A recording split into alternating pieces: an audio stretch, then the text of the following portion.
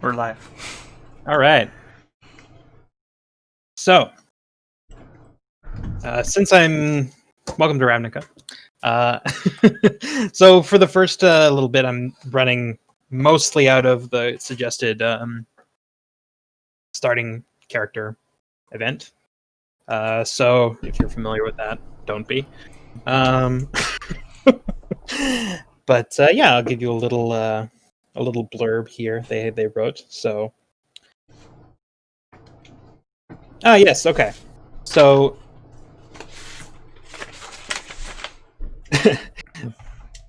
All right. This is yes. Okay. So you need to. You have been told to gather in front of a place called Sawtooth Prison. Now, Sawtooth Prison is right around here, very close to the Boros Guild Hall, in Precinct 4, like on the border of Precinct 4 and Precinct 1. Not the largest prison, but probably the largest one associated more closely with the Boros. The Azarius have their own prison just east of New Prav, out in district, can't remember, district something called Udzek, which is basically the most notorious prison on the plane. But anyway, point is you've been asked by someone higher up than you in your guild. I'll let you know, maybe the person in charge of someone who is of some political importance to you. Maybe Sean, in your case, it was relayed to you through your parent, or perhaps through your Vernati mates. I don't know which. It's up to you. You can decide who told you to come here. But basically, the idea for all three of you, the Simic and the Selesnya and the Golgari, all have some interest in this particular errand. It hasn't been made clear to you why, but it has been made clear to you that,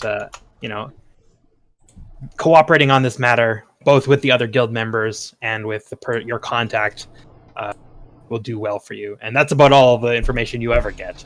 So, Excellent. So you've been given a time and a place to meet one another. There's a small plaza, a little ways away from Sawtooth that you were told to meet. And so here you all are. I guess if you guys want to introduce yourselves to each other and kind of maybe give your first impressions of one another, that would be something you can do. Unless you guys are all here when everyone created their characters, so probably don't have to do too much. But maybe just a quick introduction. Okay, I'll go first. Probably because I'm the most imposing. I'm like just over, maybe just under, like 8 feet tall. It's kind of hard to tell when you're looking up. Probably somewhere between like 350 to 400 pounds. This big, huge elephant. But I'm, yeah, basically. What's the climate here? It's like continental European, so not too hot in the summer, not too cold in the winter. Tends to rain more than it snows. It's early fall right now, and the clouds are kind of looming ominously above you. Okay, I'm probably wearing some loose fit, rough spun like vest, but that goes all the way to my feet, and it's probably like green, just like grass green. Sure. Yeah. My name is Chenik. Chenik, yeah. And yeah, I think generally I'm just like I just loom over people, kind of quietly looming. Yeah, that's my character. Okay.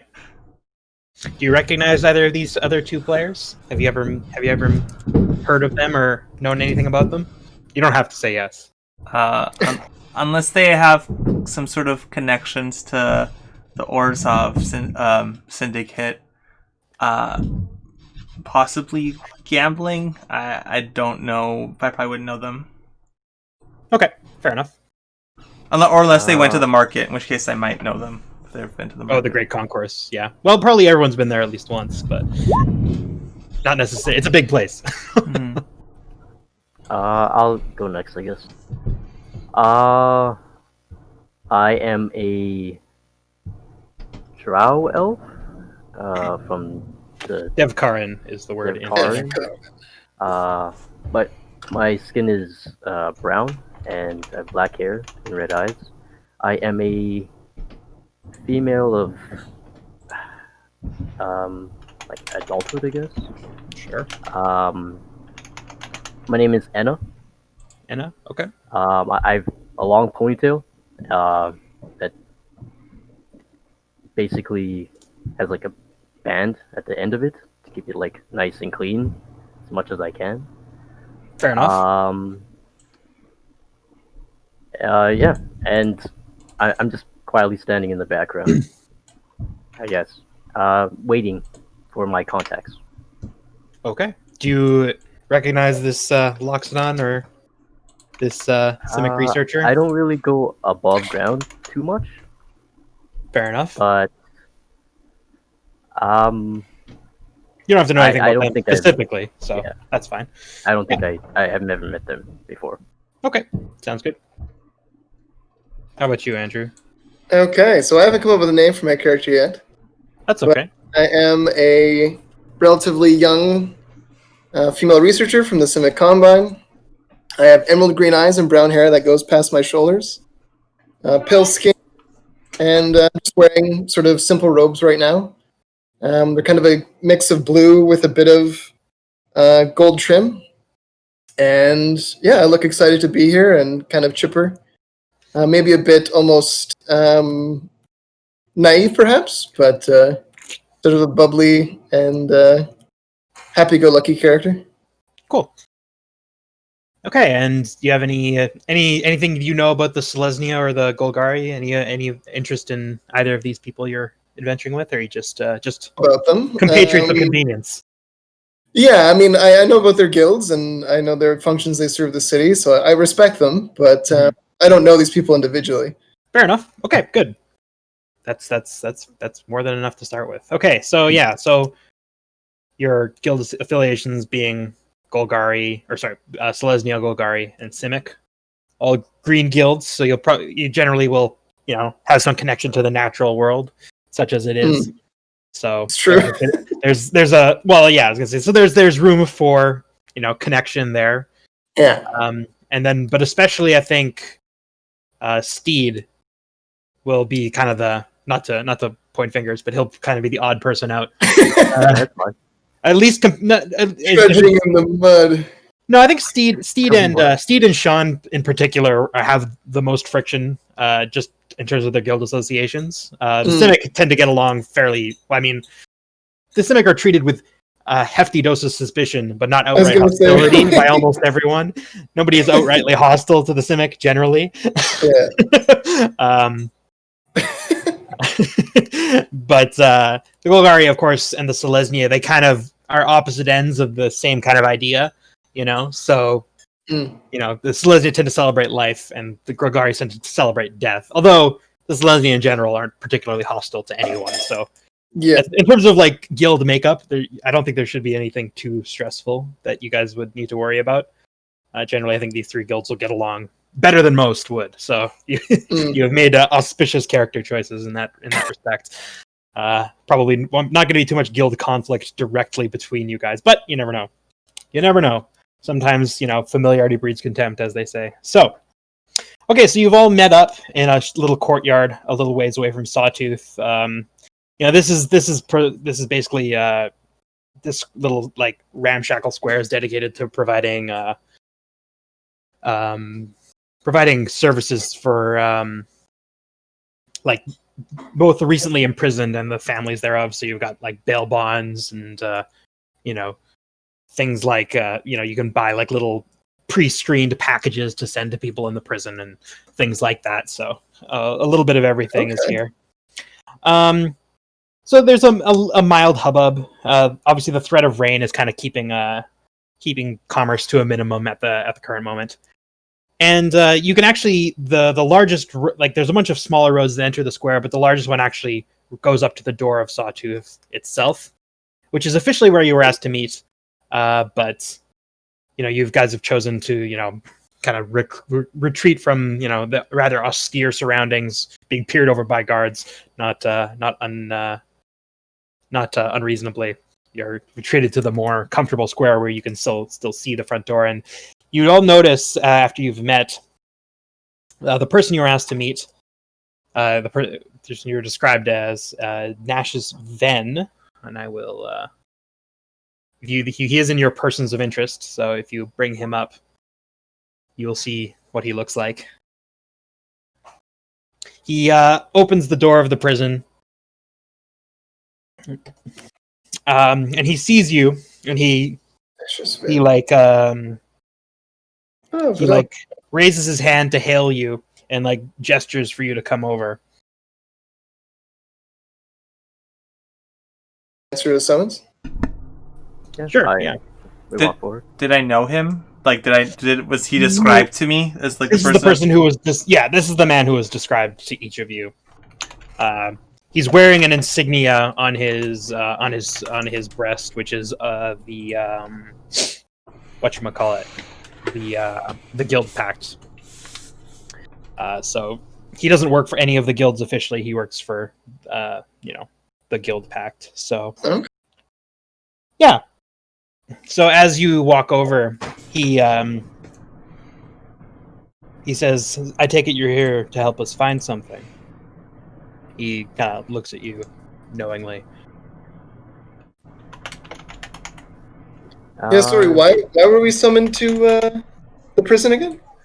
I just say yes. Nat just chuckles to himself. He's like, "Yes, the guilds are often short on answers. Please come with me." And he kind of holds open the creaking door to the prison and gestures for you to come inside. I stride forth without fear. Excellent. So, we have a very crazy kitty, do we? Oh yeah, she's oh my god. Okay, sorry. My cat's being crazy. The hot weather, man. She just goes nuts. No, there's no crazy kitties in the prison. It's very austere. So a little ways. So you're shown into what seems to be like not like a waiting room per se, but like a small office. But there's no like desk or anything in here, so it's clearly just a room that is used for meetings and general information things. And you notice that on the table is a file that is laid open on the table. And I will show you the file. Where is it? Here it is. But I'll also explain it to you. Show to everyone. So you should have a handouts thing that should have all the information. Oh, Krenko dossier. Yeah. So on the table is a dossier about a person called Krenko. So he hands it over to you, but he immediately begins talking before you have a chance to review the documents. Reckless operation of a construct. He says, "We have need of your skills to assist in the retrieval of a convict who got loose just before sunrise this morning." By the way, it's early evening, 5:36 p.m. currently. You got news of this in like the late afternoon, and you spent a couple hours making your way over from your respective guild locations to the prison. So it's around 5 or 6 p.m. So he was being transferred from Sawtooth to Udzek, which is the notorious prison that I mentioned earlier. But he escaped during the transfer. His name is Krenko. He is the boss of a large gang of goblins that operates out of Foundry Street. Foundry Street being in Precinct 6, if you'll notice on the map there. He basically was apprehended for a long list of crimes, most notably murder, which is what actually got him put away. But last week, he incited a riot that led to the deaths of a guard and 2 inmates in Sawtooth a week ago. And so the decision was made to transfer him to a higher security facility. However, like I said, during the transfer, he broke out and escaped. So, why is this a problem? Well, the main reason is that there's another goblin gang called the Shatter Gang Brothers, specializing in the production of weapons. Illegal weapons, I might add. And the person that Krenko is in jail for murdering is one of their brothers. So the third Shatter Gang brother was murdered allegedly. Well, not allegedly anymore, I guess. Was murdered by Krenko. And once they figure out that Krenko has escaped, there's going to be hell to pay. They're going to try their damnedest to personally put an end to him. Now, normally... Now, yeah, you may be wondering why is the Guild Pact leading this investigation? Why not just leave it up to the Azorius or the Boros? It has come to our attention, and he kind of straightens up and flourishes his pin of the Guild Pact, making it obvious to whose attention this has come. That Krenko may have had help from one of the guilds when he escaped. So we are enlisting others to investigate that connection. Basically, we need you to find Krenko and bring him back alive so that we can interrogate him and send him back to the prison where he belongs. I see. You'll be given 10 Xenos right now for your expenses, and if you deliver him, you will receive 100 Xenos, and I will convey your success to your guild leaders. However, I have to stress this. There's a certain possibility that Krenko has obtained information of a sensitive nature, and I ask that you don't attempt to question him yourselves. He could relay to you information that is classified in nature. I hope you understand. Sure. I'm not only paying you for your assistance, I'm paying you for your discretion. I understand. Excellent. Well, I'll leave you to peruse the dossier. And if you have any questions for me, I'm here for any kind of looks out the window for the next little while. Once you do apprehend him, there is a point at the edge of District 4 near to the bulwark, and he kind of mentions over here. It's an old granary that was originally constructed by the Selesnya. I meant on the other side, so up north here near the north edge of Tin Street. It was damaged in a Gruul raid, and so it was abandoned. So if you can meet me there with Krenko in custody, we can take him in. Okay.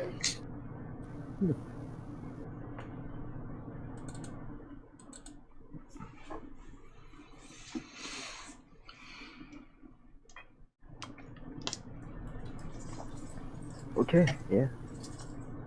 All right. Well, if you have any questions, I'm at your disposal. If not, I must stress that I can't keep this information out for long. Obviously, I'll do my best to give you time to investigate, but once the Shadow Gang brothers learn of Krenko's escape, we're going to have a serious problem. So. Okay. How did he escape? Yes, of course. I forgot to mention. Well, it's difficult to say exactly, but one of the big problems is that when he was... is that all of our reports are very confused. It seems that the prison transport was engulfed in a obscuring mist, quite unseasonable and rather odd.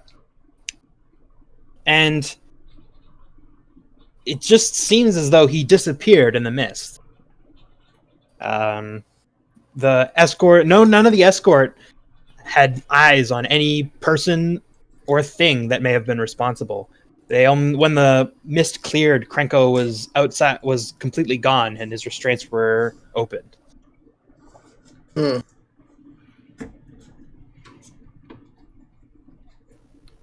As you may imagine, we have very little to go on from this information. That's why I neglected to mention it to you. The circumstances of his escape were extremely, extremely strange, but unfortunately very light on information. Does Krenko have any magical abilities that we should be aware of? He kind of leans back and thinks about it. None that I'm aware of. However, he is certainly in possession of a number of interesting magical weaponry. And as a matter of fact, I believe that the prison riot was instigated by a very interestingly constructed shiv that was able to like blow holes in the people that were pierced by it. And he like kind of like holes. Yes, it's a rather powerful magical effect. Actually, it's part of an ongoing investigation that the Boros are doing to figure out how this weapon managed to get into the prison. However, Excellent. it's likely that Krenko will be able to access weapons of that sort. He's a resourceful man and has criminal contacts of all sorts. But as far as I'm aware, no magical ability himself. No. This is why, of course, we think there may be some outside involvement in helping him escape. It's unlikely that he had the magical ability to effect such a dramatic escape on his own. Yes. So I this see here in the ad dossier it person- mentions the Izzet Guild. Yes, you've.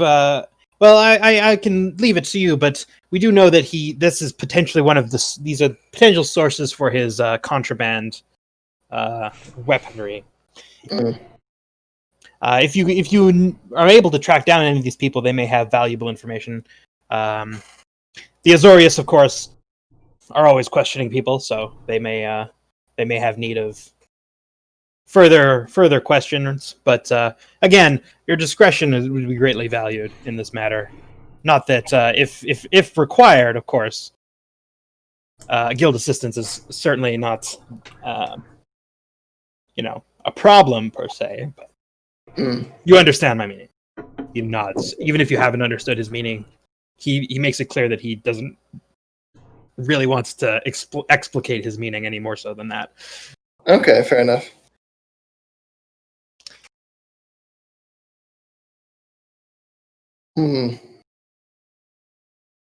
Okay. So the prison he broke out of was Sawtooth Prison. Where we are currently, yes. Well, he didn't break out of the prison, I want to specify. He was being transferred from this prison to a different prison, and that's when he Right. escaped. Okay. Right. So, Wait, so there was no sign of a struggle during no, none whatsoever. the escape. It- So we this could rule is- out that the Shatter Gang took him. He's like, obviously we can't rule that out, but given the circumstances, it seems unlikely. The Shatter Gang, it also doesn't fit their MO, if you will. They probably would have just blown the whole thing up had they known. That seems more along the lines of what they would have done if they really wanted to, kill him. I see. He's like, far be it for me to speculate, of course. Obviously, you should keep all lines of investigation open. However, the best theory we have based on the information is that this was an escape with some significant assistance. Yeah.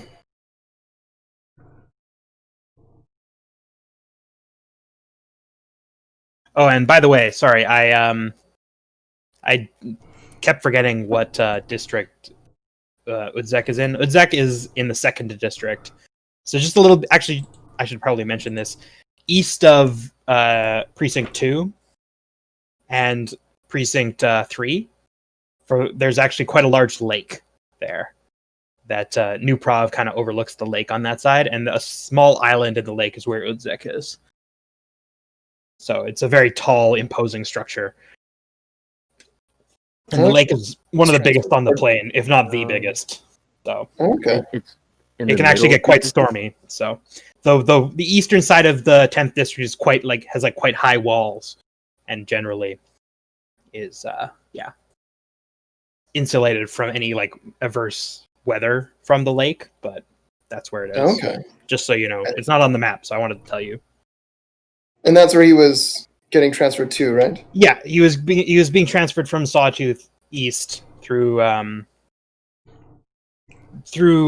Precinct 1 and then through Precinct 2, and then there's the Azorius operates a number of like escalators and elevators and all kinds of magical conveyances that can bring someone down to the level of the lake before putting them onto a barge, prison barge. That generally the prison transfers will happen fairly regularly. More people go into Udzek than come out of it. Let's put it that way. Fair enough. And it's not an uncommon sight to see a barge full of prisoners headed out to the lake. Who this is going to sound like an odd question, but who might have been aware of him being in this prison? I mean, if the it's the are they the Sawtooth. Sorry? No, the Shatter The Shatter Gang brothers. the Shatter Gang brothers weren't aware of his incarceration, correct? They were aware of his incarceration, yes. They were aware that he had been arrested and found guilty and sentenced to life in prison. Okay. They were not made aware, obviously, of the prison transportation. That was supposed to be confidential to everyone except the Boros and the Azorius, who were obviously the two groups going from one to the other, right?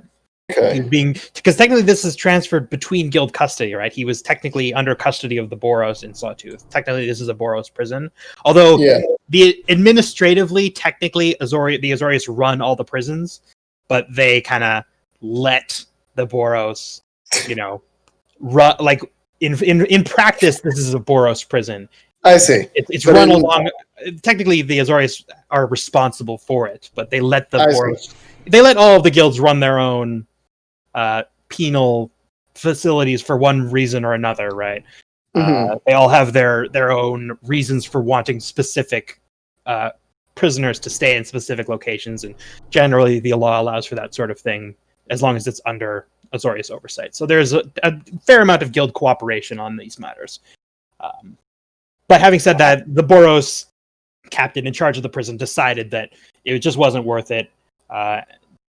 That he was just going to cause too many problems in Sawtooth, so he made the decision to transfer out.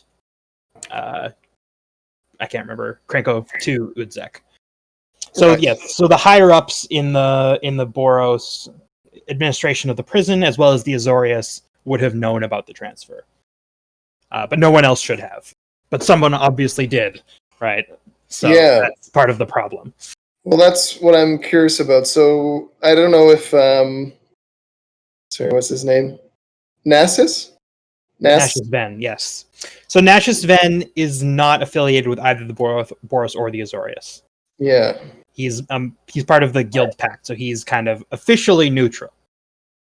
Okay. Well, I know we're not supposed to know that much, but how many people were in contact with Krenko while he was in? Or I guess more importantly, who would have known about his transfer? Does everybody knows transferred to the prison, or is it only certain people that get to know? It would have been okay. Well, let's put it this way: officially, only the officials at Sawtooth Prison and the officials at Udzek Prison would know officially that Krenko was being transferred, and the guards who were meant to guard the caravan would have been informed that there would be a prison transfer and that they would be part of it. But they generally, how it works is they're not told who they're going to be transferring, right? Until the person is basically in the thing, and then they'll be briefed like shortly before, so that to minimize the chance that information gets out, right? Having said that, a week ago there was a huge riot in the prison, right? Instigated by Krenko. And so you don't have to be like a rocket scientist to see something was going to come of this, right? This wasn't going to go unanswered for. So everyone knew that something was going to happen one way or another, right? That the current situation wasn't going to last. And that was obvious to everyone in the prison. So any contact that any of the prisoners had with the outside could potentially have leaked information of some sort. As well as there's certainly a possibility that there were moles in the higher up of either the Azorius or the Boros that let the information leak. So any of those routes are possible. That's part of the reason that we're asking you to investigate. We don't have reason to believe, like, all of your guilds have expressed an interest, let's put it this way, in helping with this problem. I see. And the guild, as my job as kind of neutral arbitrator, I find that I've solicited guild assistance where I feel it's appropriate to investigate this problem fully. Okay. So, when you said that they were unable to find evidence of the disappearance at the scene of the crime, where was the scene of the crime, and which guild was responsible to searching for searching the scene? Excellent question. Okay, so he was conveyed through Plaza East, right, and then up into Whitestone, and there's a semi-major thoroughfare. It's not marked on the map, but that heads east to New Prov through Whitestone. Now, basically, it was a Boros caravan, so he was under Boros control for the majority of the transfer. And there's a part at the very edge of Plaza East where the road kind of has to ascend. Precinct 2 is a little bit. Precinct 2 and 3 are generally higher than the rest of the city, so there's a part of the road that is kind of like a switchback and involves climbing fairly steeply, fairly shortly. And is actually at the foot of this rise when the caravan slowed, and was when it happened. So yeah, a large mist obscured it. So as far as we're aware, no Azorius officials, other than there was, I think, one Azorius functionary who was observing the transportation, but it was Boros controlled. It was a Boros garrison and a Boros troop that was responsible for securing the prison transport. So it started in Precinct 1? 4, yeah. 4. No, it started in Precinct 4, right here. It's Sawtooth. Okay. And then went through Precinct 1 and it was going to Precinct 2. Exactly, correct. Yeah. So it's, like I said, right on the border of Precinct 1 and 2, when the road goes up towards Precinct 2 is where it happened. And again, this was quite early in the morning. This is pre-dawn, so the streets are very quiet. Normally, Plaza East during the day is very busy, obviously. But most prison transports take place either at dawn or at dusk, when it's quieter but not too dangerous. Obviously, the middle of the night is generally dangerous, even in the more safe districts of Ravnica. But it's not uncommon for one, that area that it happened. Mm-hmm. It would still be heavily guarded, right? Because it's the chamber near the Guild Pact. Generally, yes. The main reason that the route takes the way it does is because all of these areas are very secure by Ravnica's standards, right?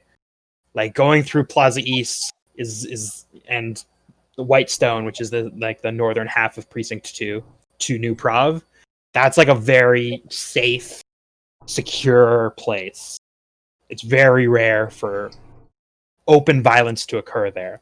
And again, keep in mind, there was no open violence, so that's part of why, it's interesting, right? There was no noise, there was no distraction, no explosives, nothing particularly loud or attention-getting.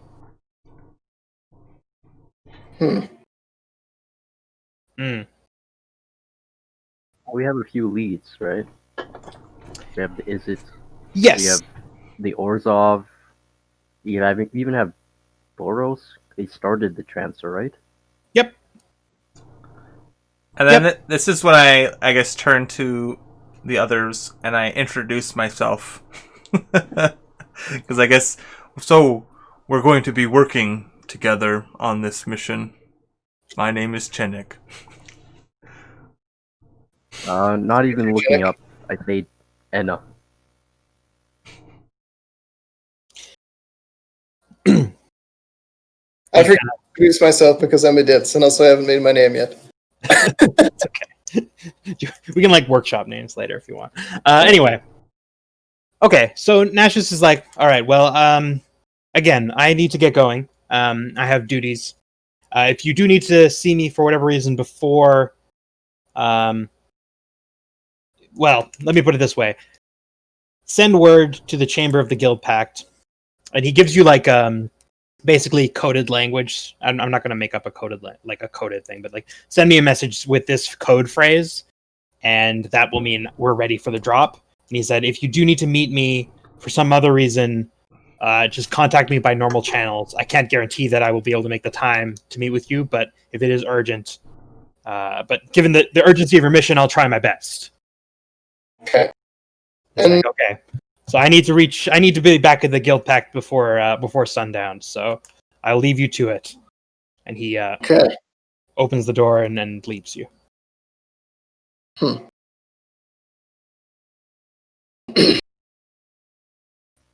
So yeah, so if you guys are kind of you were aiming at like, leads.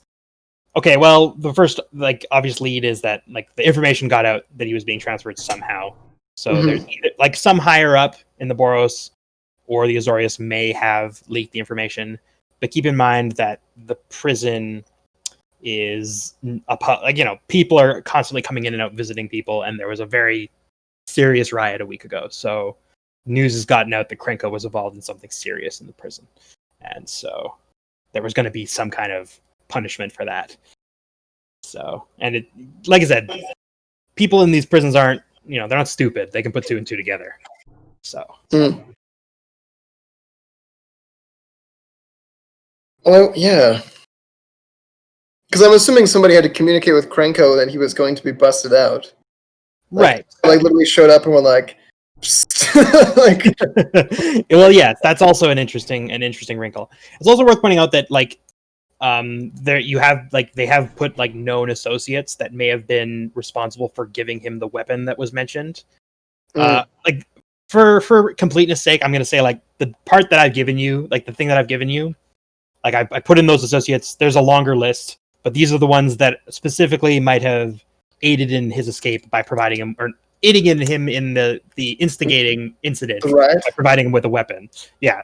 So Yeah. these people may be interesting also. So like I said, there's a few different lines, that you work through there. So Is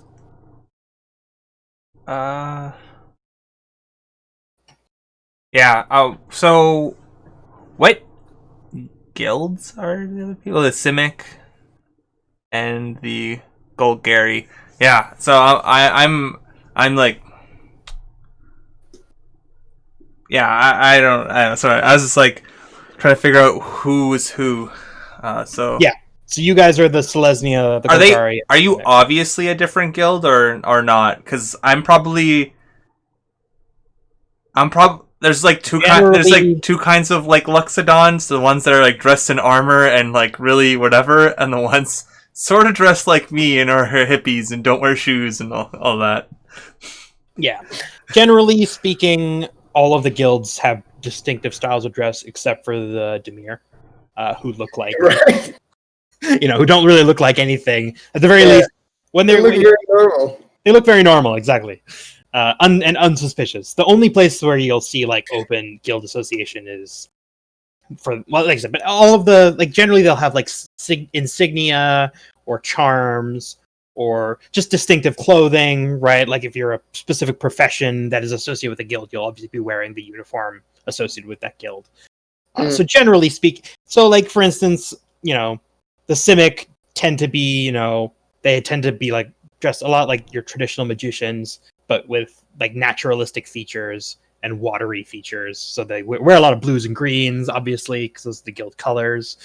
They tend to have like long flowing robes. Also because their anatomy is a little more unique than most guild members, so they tend to wear larger, looser clothing to accommodate that. The Golgari tend to adorn themselves with black and green, obviously, and they tend very often to actually like have like living clothing. So they'll have like literally like jackets and overcoats made out of fungus, or have little like nooks and crannies where their bug friends can hide, and all sorts of things like that. Yeah, I'm picturing my character having like robes or yeah, to my left side, but like on my right side, I have like crawl armor plates. Interesting. It's not armor plates, like small, like distinctive pieces from the crawl. Exactly. Like ant type creatures. Sure. Yeah, or exactly. So generally, let me put it this way: you can generally tell what guild someone is in, just or at least what they're associated with, just by looking at them. If they're associated with a guild, and most people can figure it out most of the time. All right, I Having turned. said that, like it's not hard for someone to just change their clothes, right? So I turned to Andrew's character and I was like, "All right, Simic, we must track down these people." And then I just like walk out of the room. you can take the dossier with you, so it'll be in your sidebar. You can look at it whenever you want. I'm not taking it. Like someone else could take it. I'm like I am tracking down I'll take Faelish. it. That's where I'm going. Intentionally ignore Steed's character? I don't know. Yeah, I think so. Yeah. Like, are you just talking to me, or are you ignoring him? I think I was talking to you because you're the one who questioning like the guy like so thoroughly, and you're like still like you're like contemplating probably over the dossier, and then as he's reading the as the other guy's reading the dossier, Anna or Anna, yeah. as she's reading the dossier, I was like turning to you like let's track down Baelish, and then I like say it sort of addressing the room, but I'm just like looking at you, and then I walk out of the room. I guess so. I'm still curious about who in this prison might have been associated with him, but maybe that's the wrong way to look at this. Are we in the prison? We're in the prison, right? You're Yeah, in we're the in the prison right now, yeah.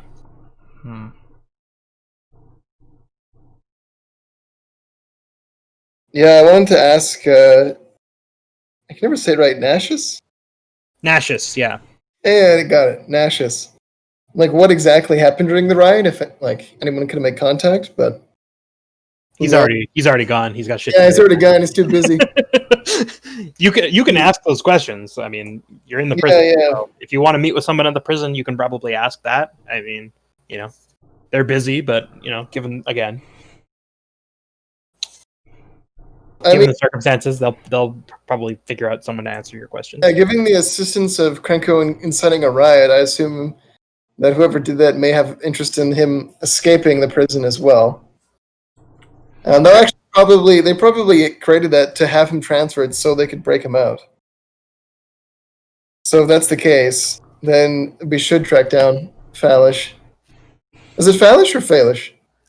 Faelish is how I've been pronouncing it, but Okay. that's just what I've been pronouncing it. So I guess we'll go with that. Very well, my Loxodon friend. I shall follow you. I'm like already out there. I'm like walking to 10th Street probably. I'm like getting my weapon or my like whatever my instrument back from the guards or whatever. Okay. I realize I left and then I run after you. So 10th Street is quite long. As you can see from the map, it goes all the way across Precinct 4 and Precinct 1. One of the longest streets in Ravnica. Technically, the Transguild Promenade is a circle. It's a very big circle that goes through lots of districts. But in practice, it's not really like a thoroughfare. There are areas where it's just been it's pretty much just a suggestion because that's cruel turf. So in practice, 10th Street is the second longest in Ravnica proper that anyone knows about. However, it's split into very distinct zones. So the area that Faelish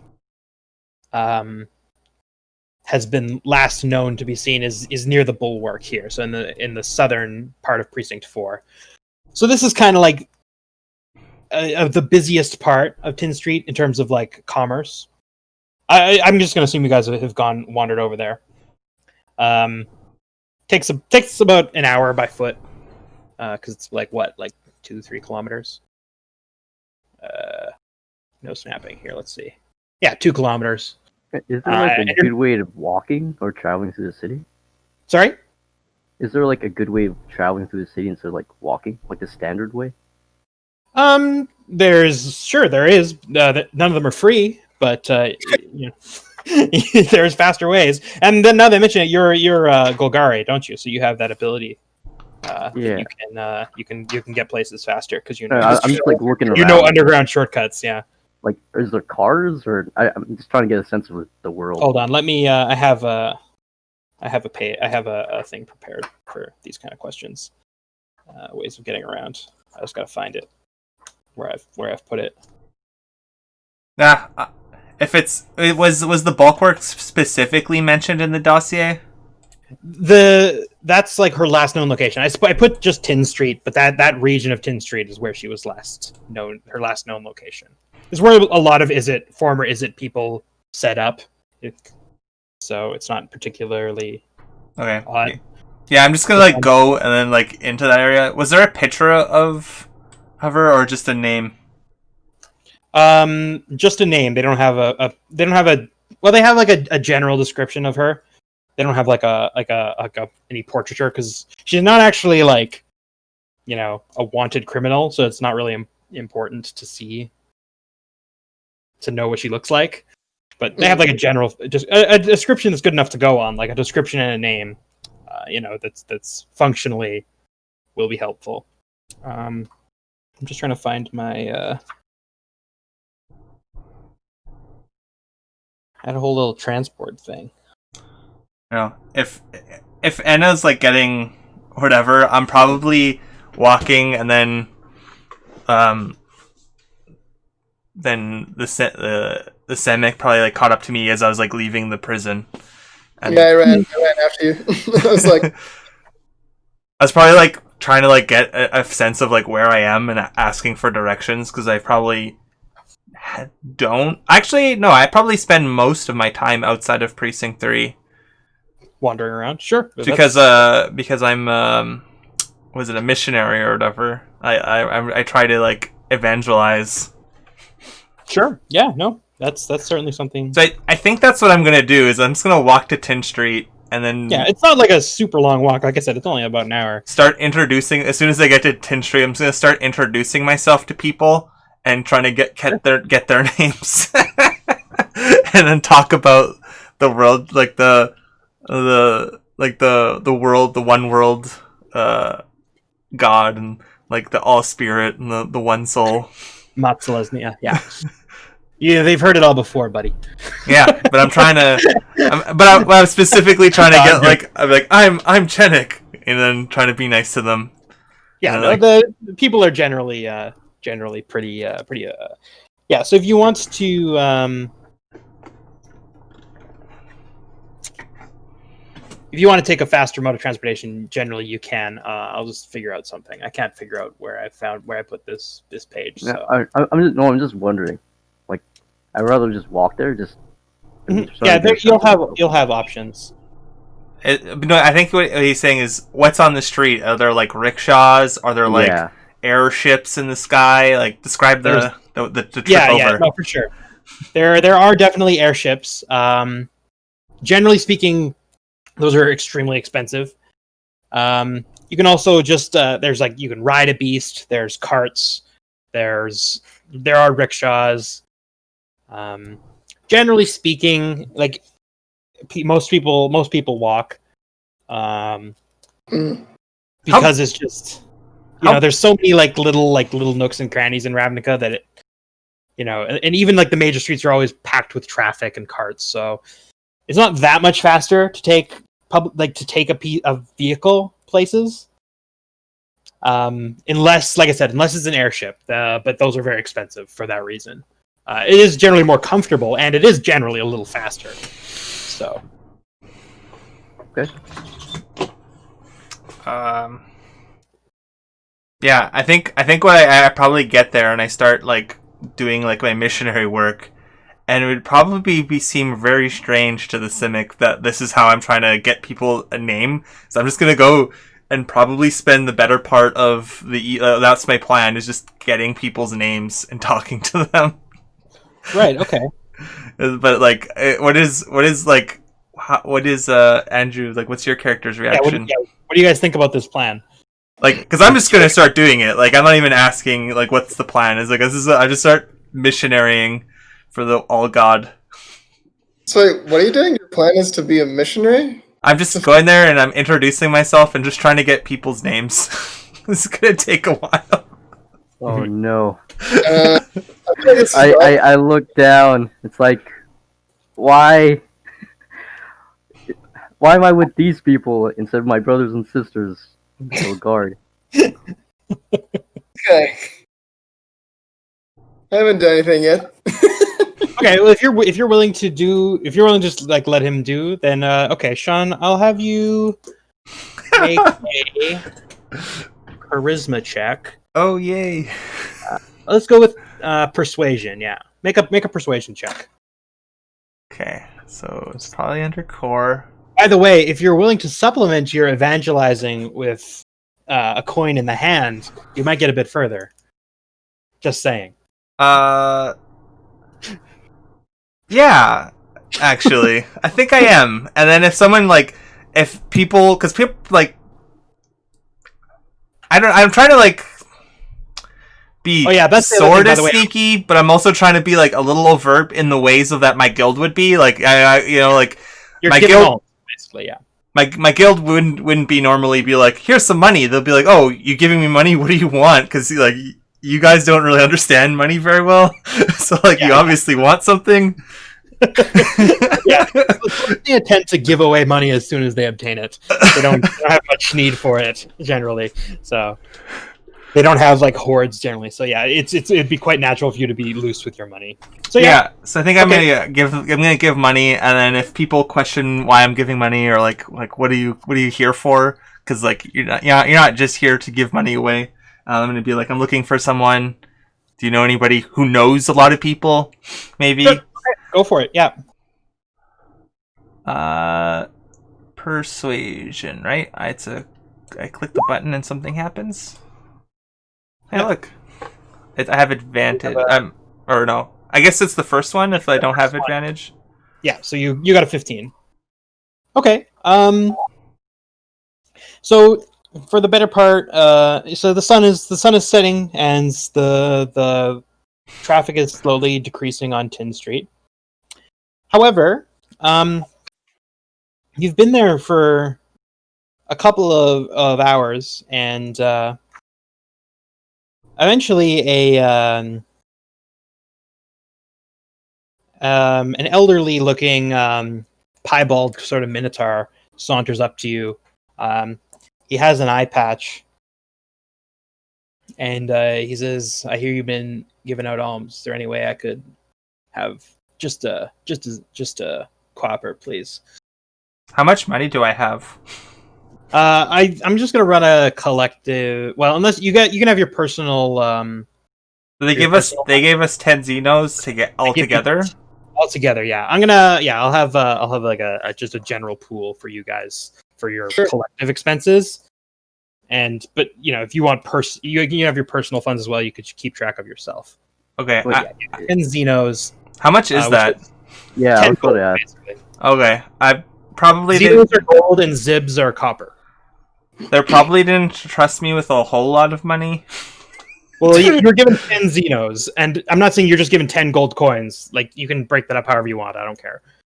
So, I think he's asking it for me for the money, and I'm saying, why, yes. And then as I'm handing him money, I'm I'm looking for a person that works in this street. I've heard as much. He says, "Listen, I don't know nothing about nobody, but I do know there's a man who runs a pub nearby. His name is Wyroon. He runs a pub called the Millstone. And anybody the kind of person you're looking for, well, maybe you'll find them there." And I think, do you say this Minotaur looks poor? I can't remember what you described this Minotaur. This Minotaur, yeah, I said piebald because he's a Minotaur. Yeah, he looks he looks elderly and a little rough around the edges. He looks not a beggar, but not far from it. Okay, I think I'm gonna give him a couple of probably maybe a silver or two. I think he asked for a copper. I'm just here's some money. I don't know. Yeah, if you give him a silver, sure, why not? He's very happy. He said, "Thank you very much." And then like I said, go to the Millstone, and he gives you directions. And I thank him. And I think what I'm gonna do is I'm gonna launch immediately into my uh, missionary ways and be like, the all spirit. There's always a place at the conclave for like souls looking for purpose and guidance. He nods. He says, "I know," and he kind of like saunters off, kind of like passing the silver through his fingers. Lost in He found his purpose in his hands. Yeah.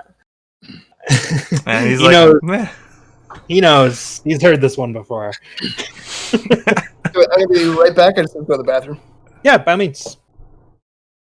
Yeah. So I think probably the other people are nearby. So I'm gonna go look for Enna.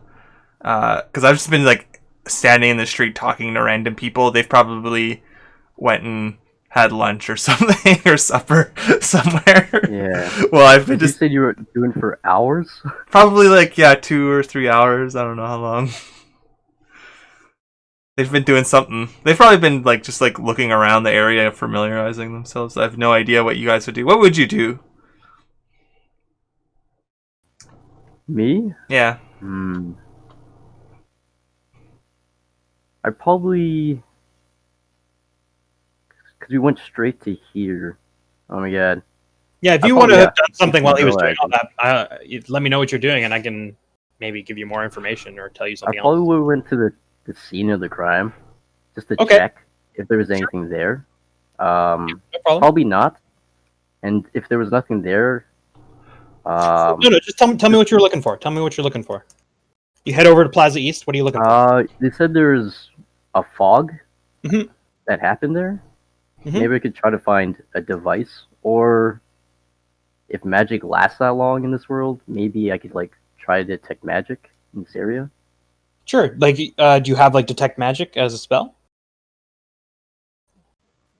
Is that what you're asking, or you're just looking, or do you just mean in general you're gonna? Just in general. Okay, go ahead and make an investigation. I think that's appropriate, right? Yeah, an investigation check. I had detect magic. Okay. Well, I'll just help that in my investigation, I guess.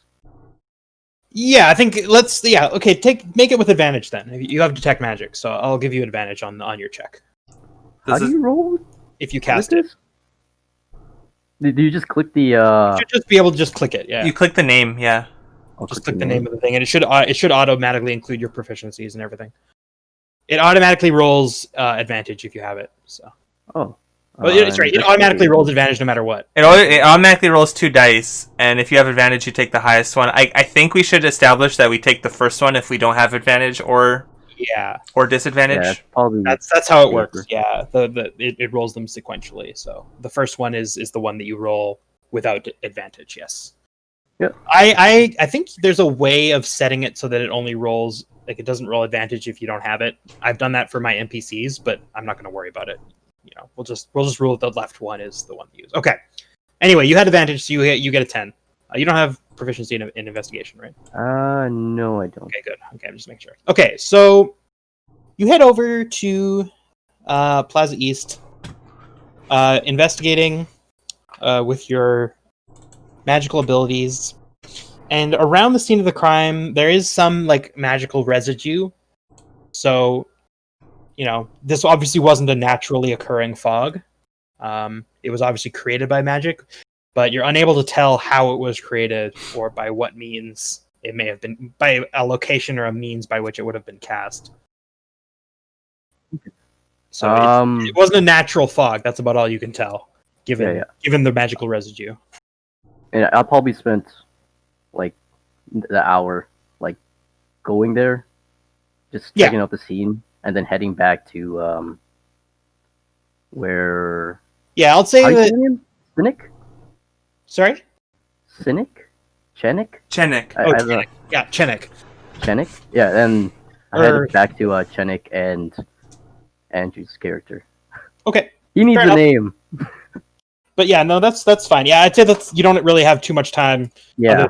Because it's about 8 p.m. So it's starting to get to be early evening. The sun is starting to set, so it's it's the fall, so sun is starting to set earlier, so it's not quite dusk yet, but Yeah. Wait, starting to get dark. is it cold then? It's cool. It's not cold, but it's cool. Like I said, early fall, so it's not. It hasn't rained yet, thankfully. It looks like it would, and it still sort of looks like it might, but it hasn't yet. Oh, wait, I got a world question. Yeah, by all So means. this is the 10th district, and Yep. there's like infinite amount of districts on this giant world. Like no one really knows. Generally, yes. Generally, Ravnica divides itself into districts, yes. But the 10 districts are so called because they're kind of like the center. So numbers 1 through 10 are like the center districts. The other Okay. districts tend to have names, not numbers. Oh, Yeah. So the ones Okay, outside of but- the 10 districts generally are called by a name. So this But is like the more dense areas, right? Then. Exactly. So the But- 10 districts are generally called like Ravnica proper, or and whereas the other districts tend to be things like suburbs, and they're more suburban and not quite as. so there's not like a guild pact leader per district, or is there one? No, all of the guilds have influence in all 10 districts. Oh, Some of them are more so than others, right? So, for instance, some of the 10 districts also have names, but some of them don't. But generally, yeah, like the second district tends to be more like Azorius dominated. The first district is full of Gruul. I'm just trying to think of other places that are more dominated by a single place. Not really. Like I said, all of the districts have activity from all 10 guilds. there's no more like other guilds. These are These are are no the these guilds are of the world. 10. There are no. There's not guilds, but there's like craftsman associations and things like that Oh. that will not operate like there will be like they're not called guilds, but they would be called like there's like a carpenters association, right? Yeah. That's Okay. probably fine. Sorry, I was just asked a question. Yeah, so there are like guild-like associations, and there are like clubs and groups and things like that, obviously, but they don't have any like legal authority other than what is granted to them by a guild, one of the 10.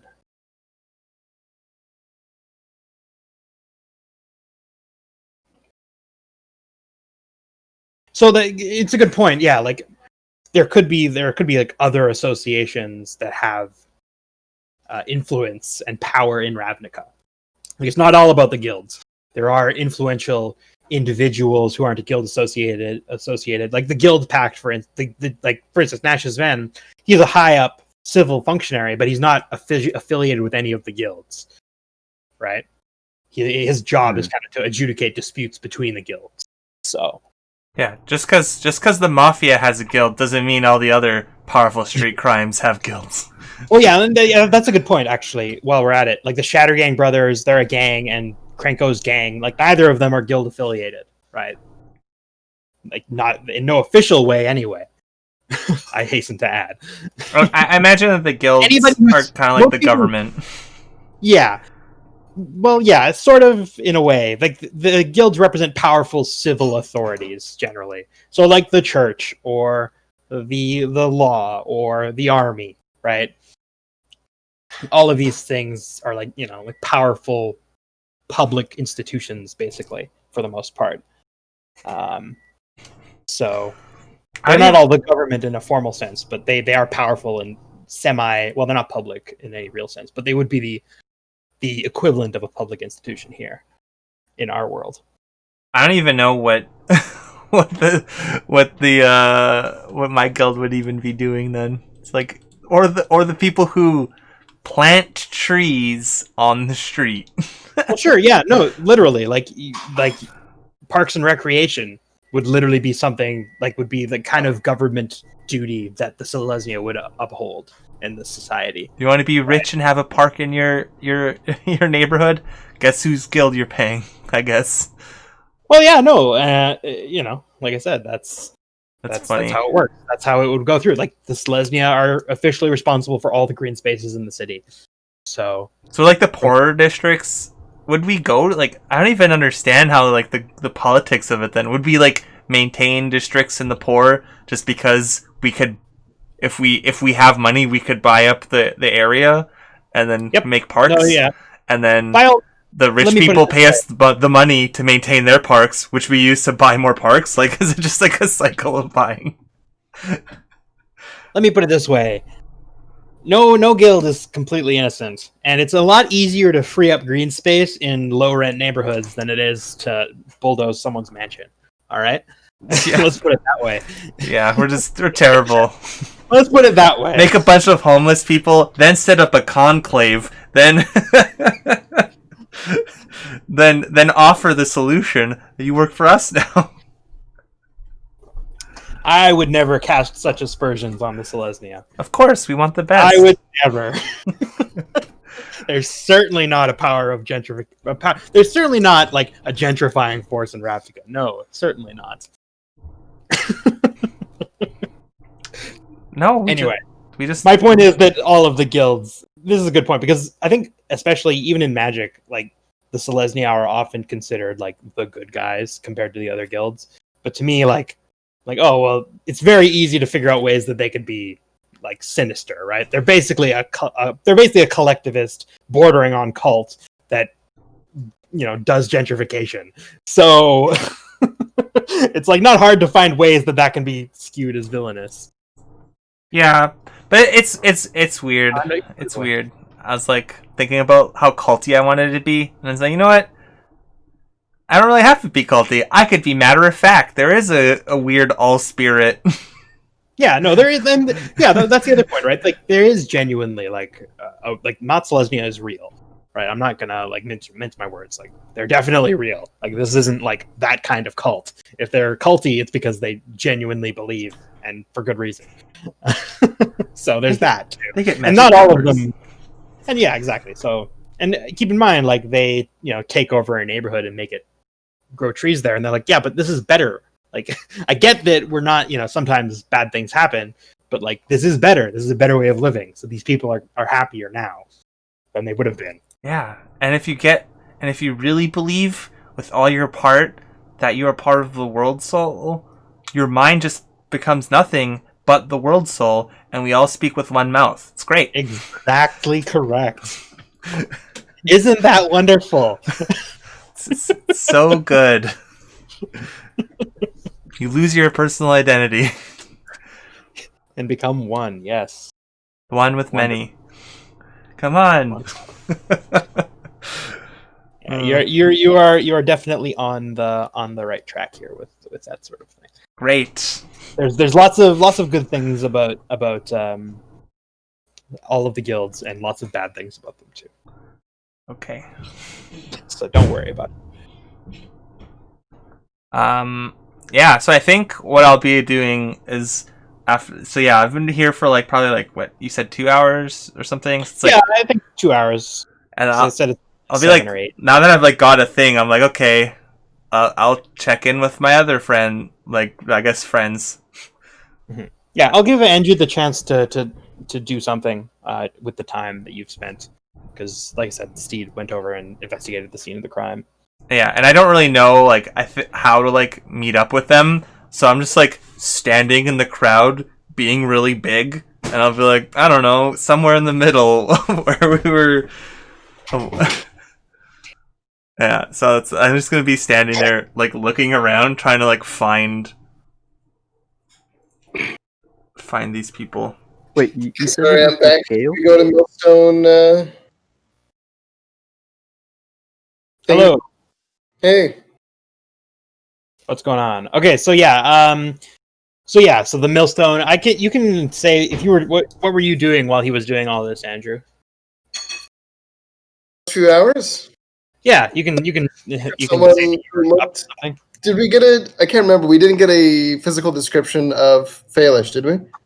You do, yeah. You have like a general physical description. You could describe her, what she looks like, and someone would be able. If generally speaking, given the information you have, if they know who they are, then they'll be able to say yes, that's who.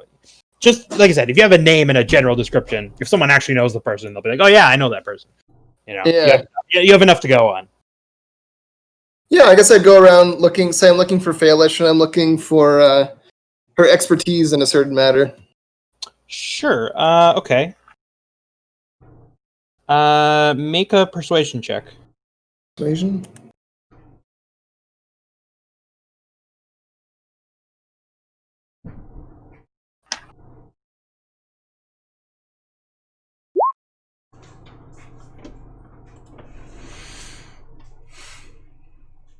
Well, all right then. Natural 20.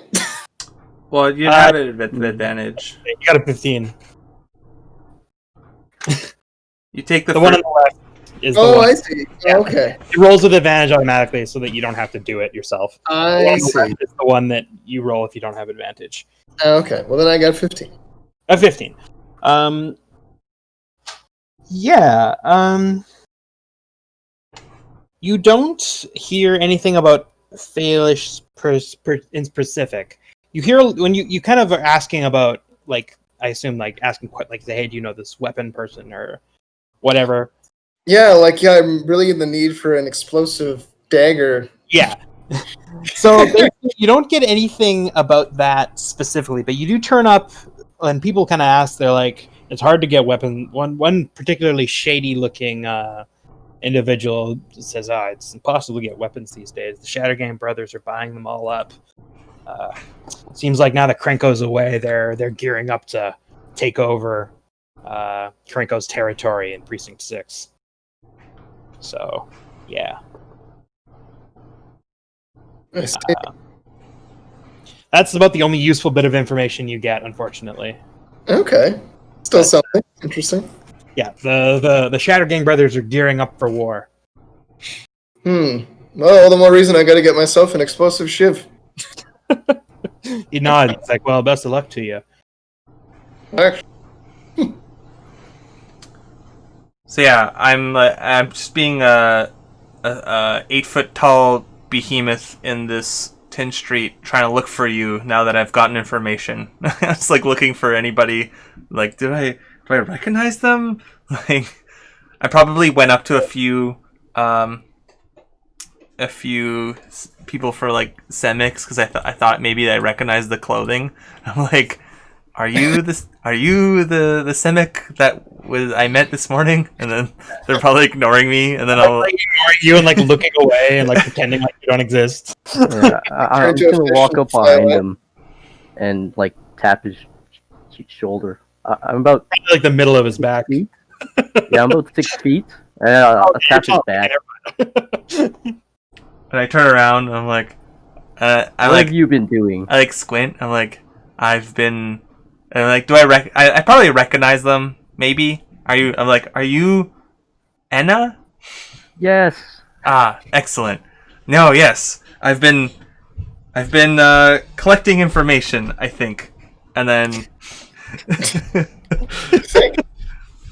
Are you here now too? We'll say that you can make an entrance with that line. I like that. I was gonna say, sure, I can come and find you guys. He's like, It's like, oh yeah, I've been asking for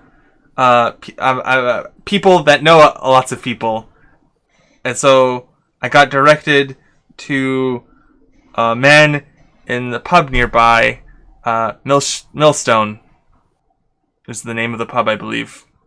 And I think he's like, apparently he knows a lot of people, and a lot of people who don't want to be found. So maybe we could ask for Baelish, or perhaps even this Kenko. Okay, sounds reasonable. Okay. And I had to, and I look. He's like, I probably spent like a gold piece or something. Yeah, I've put party funds, and yeah, that's a good point. I should update it. Wait, where did I put it? Oh yeah, it's under Ravnica. I've been like handing out silver and copper and stuff. Handouts. Yeah, I'm gonna say that you have 8 zibs and 50 xenos left.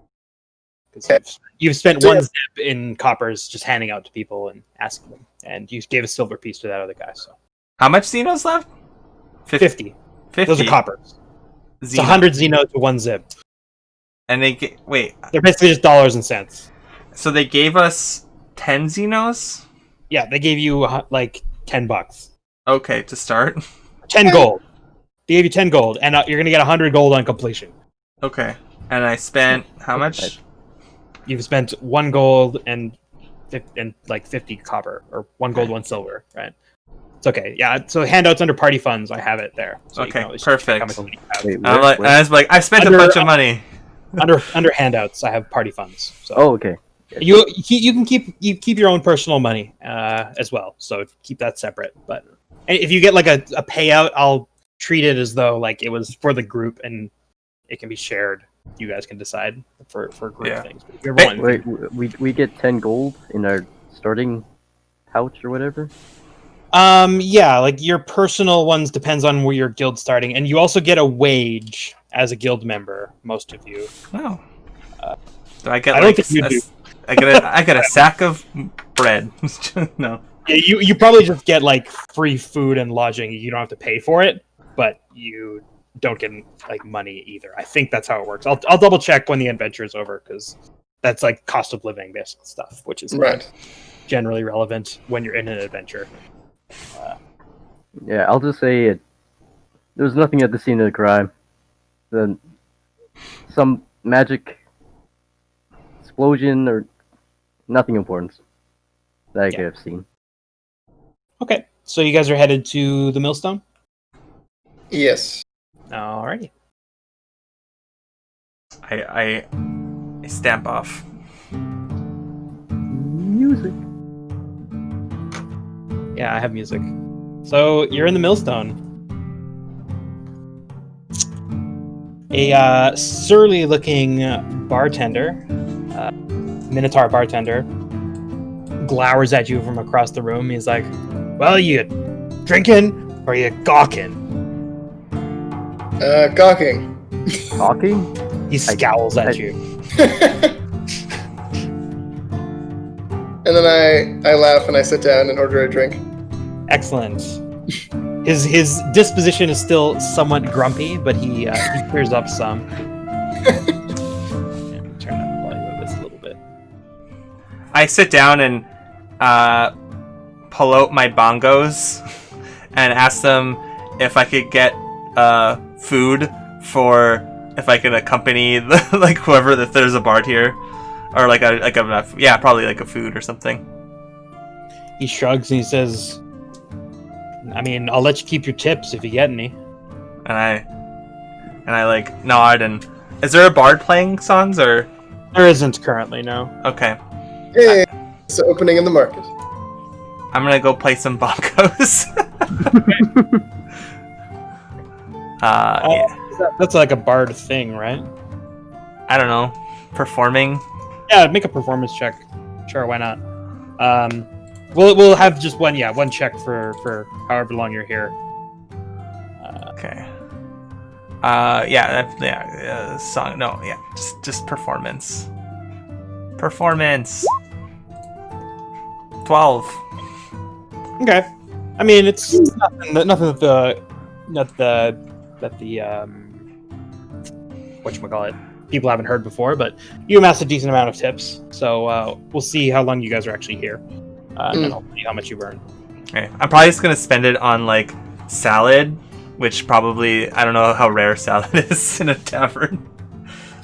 You probably, it's not unheard of to get Selesnya people here, and they tend to be vegetarian at the very least. So Yeah, I'm like that's fair. I want salad. most respectable establishments will have vegetarian options at the very least, because you don't want someone from Selesnya rolling up and being like, "Oh, can I have?" But then again, they don't pay very well, so sometimes they don't bother.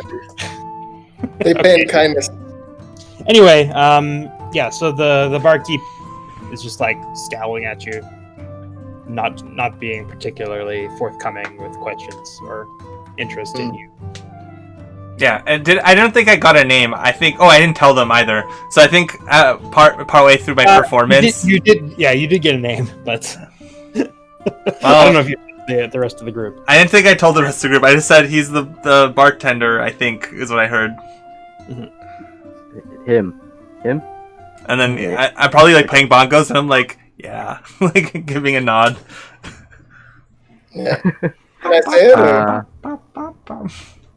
Well, I go to I get a drink, and I Sure. go to the bartender beside Andrew character, I guess, and I just say, we've been told you're the man for information, and I look back to Chenik, and just make sure if he's the right man. I'm gonna nod my head yes. Like I have no idea. He scowls at you and is like, "Who's asking?" Uh, we're looking. My name's Anna, and this is uh my compatriot, and I point to Andrew's character. We're Violet. looking. Um, we're trying to find a criminal. He scowls. He's like, "What, you Azorius?" No, He like his scowl lightens slightly. He's like, "You didn't look it. Listen, I don't care what my patrons get up to when they're not on the premises. All right, let's make that very clear. So if you're asking me to put someone away for you, enjoy your drink and then get the fuck out of my bar."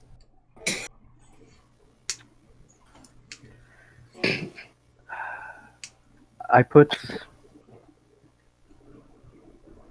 some money that we got from I don't know from Sure. the people that are giving us. How much? I How put. much money are you putting on the table? You said literally one thing is worth 10 gold. I can't remember. No. So you have you have Xenos are gold pieces and Zibs are copper pieces. So you've got 8 gold and 50 coppers right now.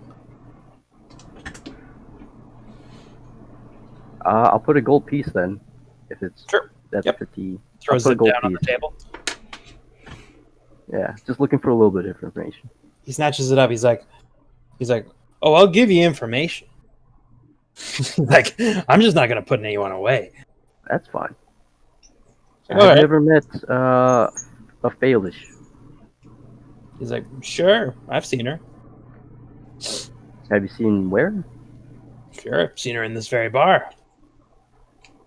Have you seen her whereabouts? As in where she hangs around. As I mentioned, outside this bar.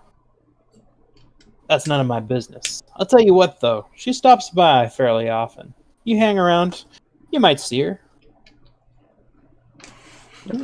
That's good enough for me. What does she look like exactly?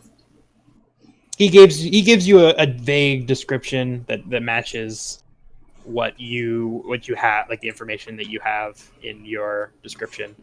She's just a human, long brown hair, tends to be dressed in like is it type stuff. Like she like has brass armor and a variety of weird mechanical contraptions. He kind of mentions that he obviously knows by your questions that you know what she does. He mentions that he doesn't let her bring any of her little toys into the bar with her.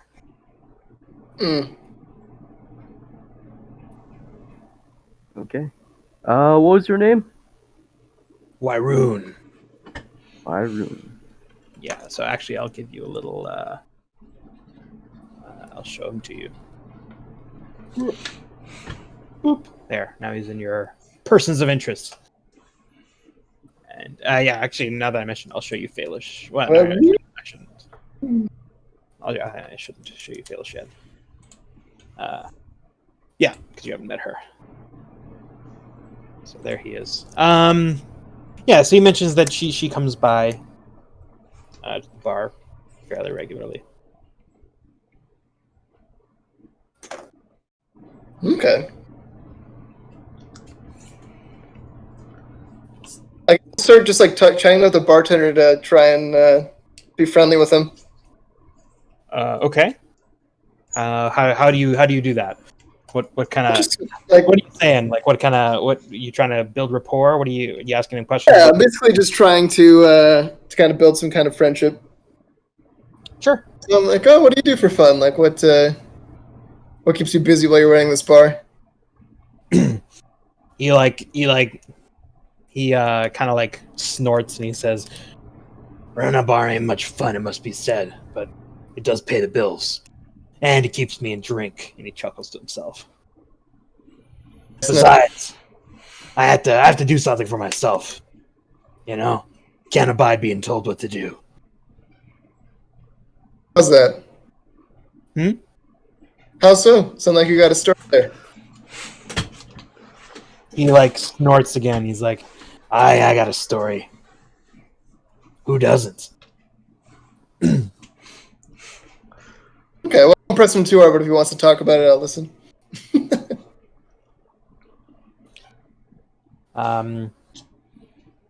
He notices that you've drank your drink. He has like another. Please. All right. He fills your tap. He fills your cup, and as you make your way through it, he tells you that he about his time in the Boros Legion. He used to be a legionnaire, but he kept getting reprimanded for not following orders, and eventually, he got formally charged with insubordination and was discharged dishonorably from the guild. Mm. And as he relays the story, he gets like noticeably more frustrated, and he says, "Anyway, I'm happy to see the back of him. It must be said. I'm much better off running for myself, even if it is a tougher life." Hey, better to be free than someone's lapdog. He like glances down at your noticeable guild apparel, and he says, "If you say so." Hey, just because I'm guild affiliated doesn't mean don't get to do what I want. I mean, within the confines of the guild, I suppose. He like You know, snorts and like turns to his other patrons. Basically, Andrew's answer is, "Of course I have free will. I freely choose the guild." Do what the guild tells me to do. like, we're not Boros. That's a good point. Yeah, the Simic tends to be a little more free, but not necessarily free in the way that matters. You know, all the guilds are restrictive in their own ways. Yeah. Well, fair enough. Anyway, yeah. So the evening kind of stretches on. I don't know how guys you want to wait for Faelish. So, in the midst of my bongoing, I hail the waitress with my trunk, and then when she comes over, I'm like bongoing without like really missing a beat. I'm like, a salad, and then when that comes, I like eat it with my trunk while still bongoing. And then once that's done, I like feel like, well, I have some extra money, and I'm just gonna like be like cheapest beer around, and I don't know, just like I'll be like, send over like a mug or two for me, and then whoever wants at the bar can have the cheapest beer money can afford. I'm just gonna like, you don't even have to track it. I'm just gonna spend it all. Fair enough. Okay, then I won't bother. You buy rounds for the tavern because your performance would be enough to like people, when people hear that you're performing for free, they pay for all of your food and beverages.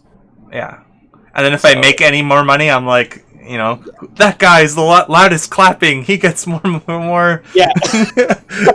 Okay, so let me put it this way: you guys don't have to pay for any of your keep at the bar because, yeah, people are happy that they're being fed and watered, and Wyroon's disposition noticeably improves because the good mood means people are buying more. So. Okay, excellent. So the night wears on. It's quite late. I'd say it's 10 or 11. And Faelish still no sign of people have stopped generally like coming in, and the people who are here are kind of here to stay for the next couple hours until last call. But there's very few new people coming in, and Faelish hasn't shown up. Okay, we'll ask Wyroon. Hey, Wyroon, it's getting past Faelish's bedtime or what? he nods. He says, "Hey, I ain't her keeper. She comes by, but not every night." Mm. And I guess maybe I'll say that it's a Friday, so maybe he'll say like, "Hey, the weekend's busy. She might come in tomorrow. She might come in Sunday, but not tonight, I guess." Fair enough. I talked to the other two. I guess we could put this on hold. We have other leads. We can always come back tomorrow. True, actually. Although it's getting late, we're gonna have to deal with this in the morning. I guess it's probably like on my break or whatever, or when I'm going to go drinking the the ale. I'm not sure if I'd make my trunk drink it while I'm playing bongo. I'm probably like visibly sweating after playing for like an hour of bongo, and then so taking do you have like 2 bongos or just 1 bongo? probably just one. Yeah, it's like one of those like big barrel things, but it's like not that big because it's like I'm a giant. So I'm taking a break. I like rest my instrument out in the corner, and I'm like probably like talking to you, and I'm saying, well, if she comes here often, presumably she knows some regulars. Maybe we can question them. That's a good point, actually. Sure. It's like and I'm like, if Wyroon, you spoke to Wyroon because I was playing bongos. Yeah. If Wyroon doesn't want to like get into anyone's business, maybe for like a gold piece, one of these individuals would. Yeah, fair enough. Are we still in the bar? Or I don't know. Are we? Did we leave? I mean, I assumed you guys are still in the bar. No, like who's in the pub? Oh, just like a motley assortment of people. Generally looks to be like Foundry Street residents for the most part. This isn't like a big draw. So most of the people here look like merchants or craftsmen who work in the area. Does any of them look like they are all decked out in techno gear? Yeah. There are a couple people who look like chemisters, yeah, or like they might be like manufacture items made of brass or whatchamacallums, magical craftsmen, yeah. Like, I guess is it a guild or? Yep, is it or a guild? Yeah. Okay, so there's just like other is it people. Okay. There are, and keep in mind that she's not technically part of the is it either. She just kind of wears she was part of the. Well, let's put it this way: nobody knows exactly what her current. And I think in fact I mentioned in the dossier, her current guild association is unknown, but she's associated with the is it. Affiliated with, affiliated with them somehow. It's not exactly clear. Guilds keep their business to themselves, as you might expect. Okay, I think I'm just gonna go up to one of them and buy some drinks. Mm-hmm. Or like have a couple of drinks, and then put one down in front of me, and I'm like, so I'm I'm like a giant huge guy. I'm like trying to be nice, but I think I'm just going to be a little too curt because I'm not used to being very personable. So I'm just be like, so I'm looking for someone, and I lean over them. I lean in, but it looks maybe a little too menacing. Okay, your choice. You can make an intimidation check or a persuasion check with disadvantage. I'm gonna make an intimidation check because. All right, sounds good. I am not trying to do it subconsciously, but like once I realize he's like a little like off, like, oh god, you're huge. I'll be like, yes, I am huge. Like get bigger. It's like it may have yeah. Sure. Let's see. 17. He's like, yes, I'm looking for someone, and then I like my trunk like grabs the beer and starts pouring it on my mouth, and so like I crack my fingers. It's like, okay, so the poor chemistry's like, listen, like, I don't get involved with anything she does if that's what you're asking. Like, I know she gets up to some weird stuff, and yeah, I've sold her bits and bobs, from now and again, but that's all it is. It's just a working relationship. And where do these bits and bobs get delivered? And then I'm well, like, normally, I mentioned to the emotion of the drink, like, drink up. What's your problem? And I slap him in the back.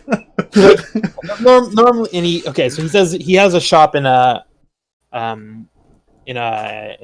specific in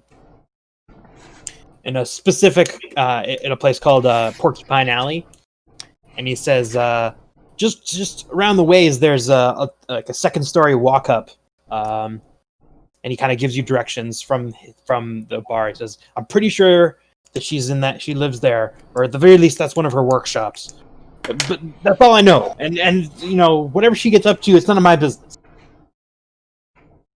I shake my head, and if I do have like any more money, like from the tab, because I probably like ran up a tab, and then I gave a bunch of money. It's like, here, this money covers it. I think I'll just give tell the waitress or whatever, if there's any money left over, you just like make sure that his cup is filled, and then okay, yeah, like I said, I think paying for your custom is about what you could have gotten. Okay. Oh, maybe I'll pay for a little. Maybe I'll pay for his cup to be filled. Maybe. Okay, sure. So I'll give. I'll say in total you spent about like 25 coppers in total on this, because I would have given you about a gold, and that would have been like about what you guys would have spent collectively, and you people were buying stuff, and you're giving. You said you were being a little loose with the money, so I'm going to give you be a little. You gave it a lot. Gave a fair bit of money away, but spend all the money. But let me put it this way: you're fairly popular around here. People are happy, people smile, and are generally in a good mood. So they're having a good night. And then it's like you inadvertently terrorizing one of the patrons. Well, maybe started inadvertent, and then I realized that, oh yeah, people often are frightened of me. I lean into this, I guess. I think what I'm going to do now, is just relay that information to my, I guess, friends. I suppose we're friends. Why not? We're all friends. We're all friends with one soul. Yeah, exactly. Excellent.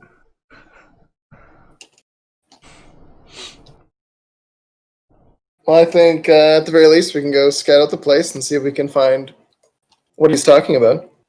Yeah, he says that she has a.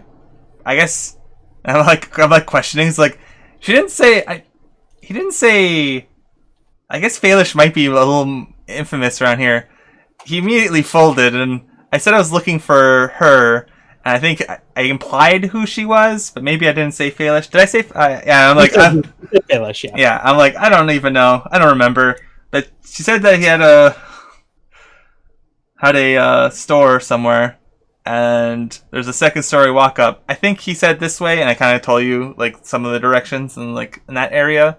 So let's go check that out. Yeah. There's okay, good. You guys are okay with that? Is the store in the second story walk up, or was there like house in the second story walk up? He says he didn't know. He says that's like either where she lives or a warehouse or something like that where she works. It's the second. And that's the same as the store? Are there not like two different locations? There are different locations. Yeah, he mentioned that it's close to him, so that's why he knows.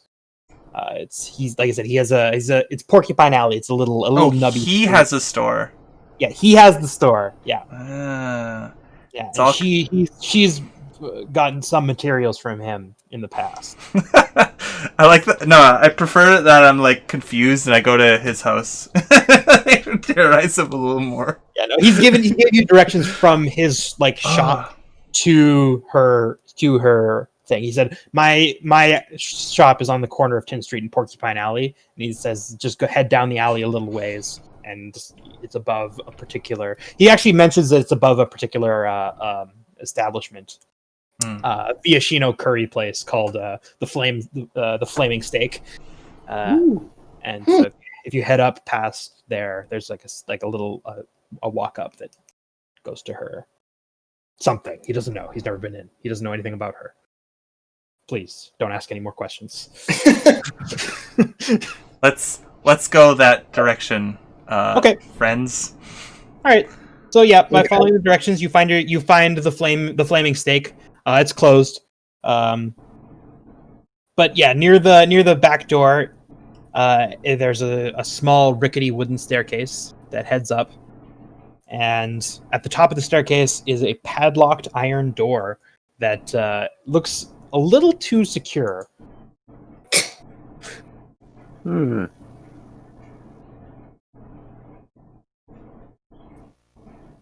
Hmm. Should we just knock?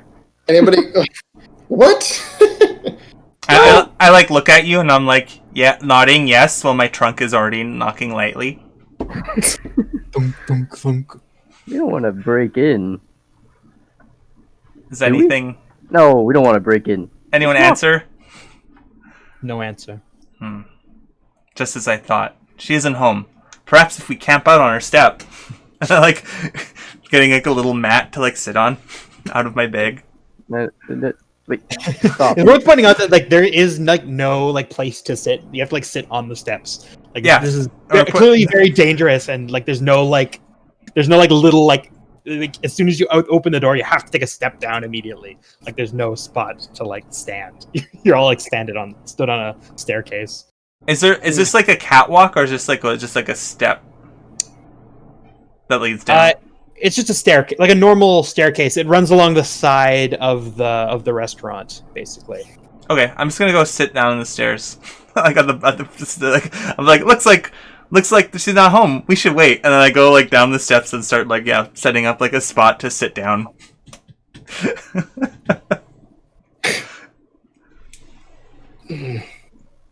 Like, Okay.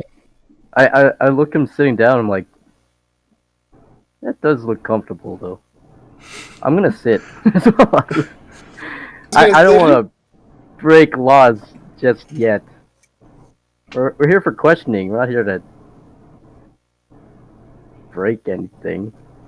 I suppose. But if she sees the three of us sitting here, don't you think she's going to be a little alarmed? Yeah, well, I mean, she must come and talk to us at some point. If you don't get... I'm assuming this is either her house or her business. And if it's her house, she'll have to come out to eat. And if it's her business, we're scaring away the customers.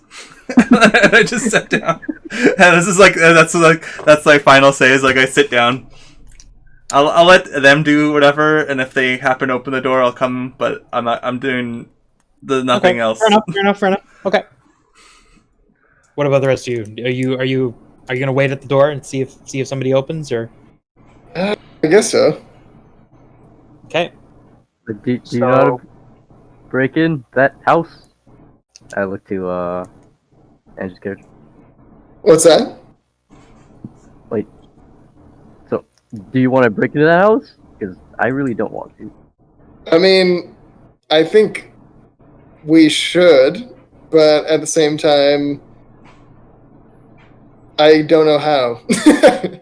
So I have no ability to manipulate locks. Oh, okay. Well, in that case, you guys kind of just perched on the stoop. Yeah. 1 hour goes by. A few hour, 2 hours. 2 hours. 3 hours. Nighttime. It's like 1 a.m. It's midnight at this point. Nearly 1 o'clock in the morning. No sign, no sound. There's the small trickle of people headed by has trickled down to nothingness. Yeah, this is a pretty sketchy area, isn't it? Medium. Hmm. It's not like super sketchy. Like it is like a work it's a place where people like live and work. So it's not like super crazy sketchy, but you never Okay. know. Like this is Shattergang territory, broadly speaking.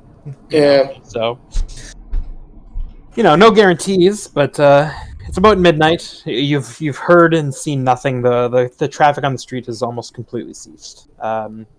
you want to keep waiting? Do you want to do something else? Let me see. Do I have any ability to break into this place? I'm going to.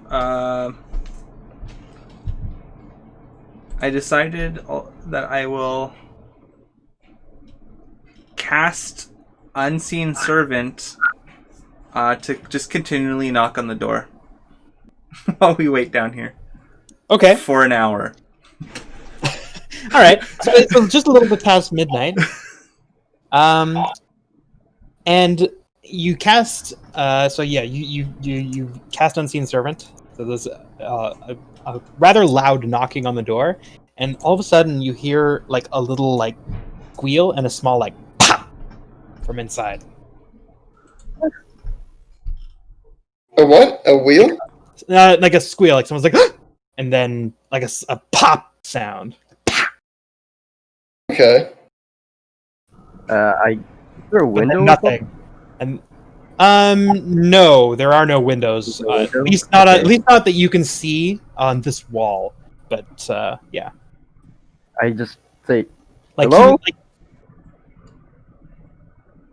There you go. Hello? No answer. Someone inside there. Yes, clearly. Let's... Yeah, I'm gonna give him a fair warning. Okay. We're breaking in! I turn to them and like, do we have like what is the law out here? I don't know the law. Pretty sure we're not even supposed to know we're doing this. I think probably you guys. This is technically extra legal because it's not being done with Azorius authority. Having said that, you're on guild business, so people tend to not interfere. You know, like you probably wouldn't get into any real trouble even if you did break into this person's house because you have a good reason. Like you're following up a lead that this person might be involved in like a criminal conspiracy. So like, it's not like you've got nothing to defend yourself with. You know what I mean? Yeah. So I'm not saying you wouldn't get arrested because you might because this is unofficial, but you probably wouldn't get in any serious trouble. But you know, if you do get arrested, that would be bad. Obviously, it would waste a lot of your time, but it probably wouldn't be like, you know, formally bad for you. You know what I mean? Yeah. We're looking for Faelish. Nothing happened. We're opening the door. Wait, how? I'm just Alright. going to cast. How are you going to open the door? I have a club. You have a club? Okay. The door there? Yeah, I have a club. Okay. What Did is? you even close this How is that door? going to help you open the door? I'm gonna. You said there's a large lock on it. Yep. You're gonna try to- Padlock. Padlock. Yep. You're gonna try and break the lock off with your club. Yeah. Yeah, wait. Okay. When he does that, I go to take shelter at the bottom of the stairs. Sounds good. That's an instant block. Hey. Okay. It's just like a constant knocking sound too this whole time. Yeah, I was clicking my tongue. Giving you fair warning. All right. Make An hour fair warning. a strength check. My strength is terrible. Well, I mean, I'm anyone lost saying you're in trying it. to break a padlock with a club. I mean, that's pretty much strength. I can't think of anything else it would be. Yeah, I know.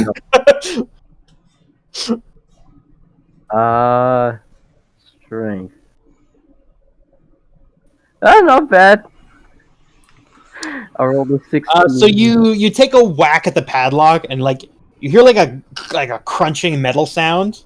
The lock holds fast, but there's a pretty significant dent in it. How does it work?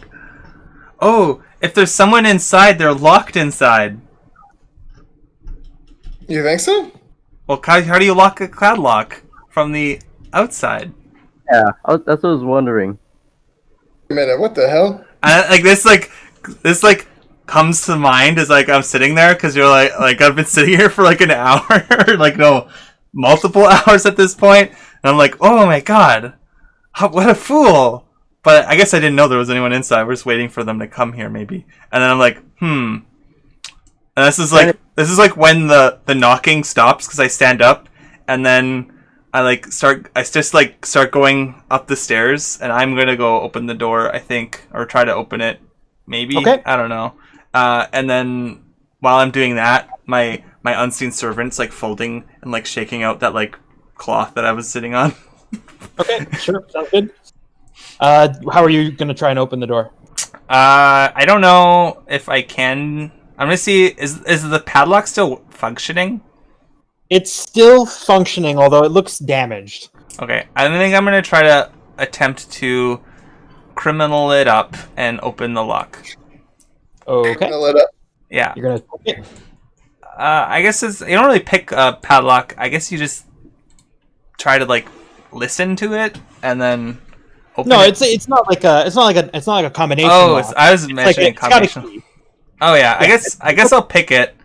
Okay. I don't have the tools, but I do have jack of all trades.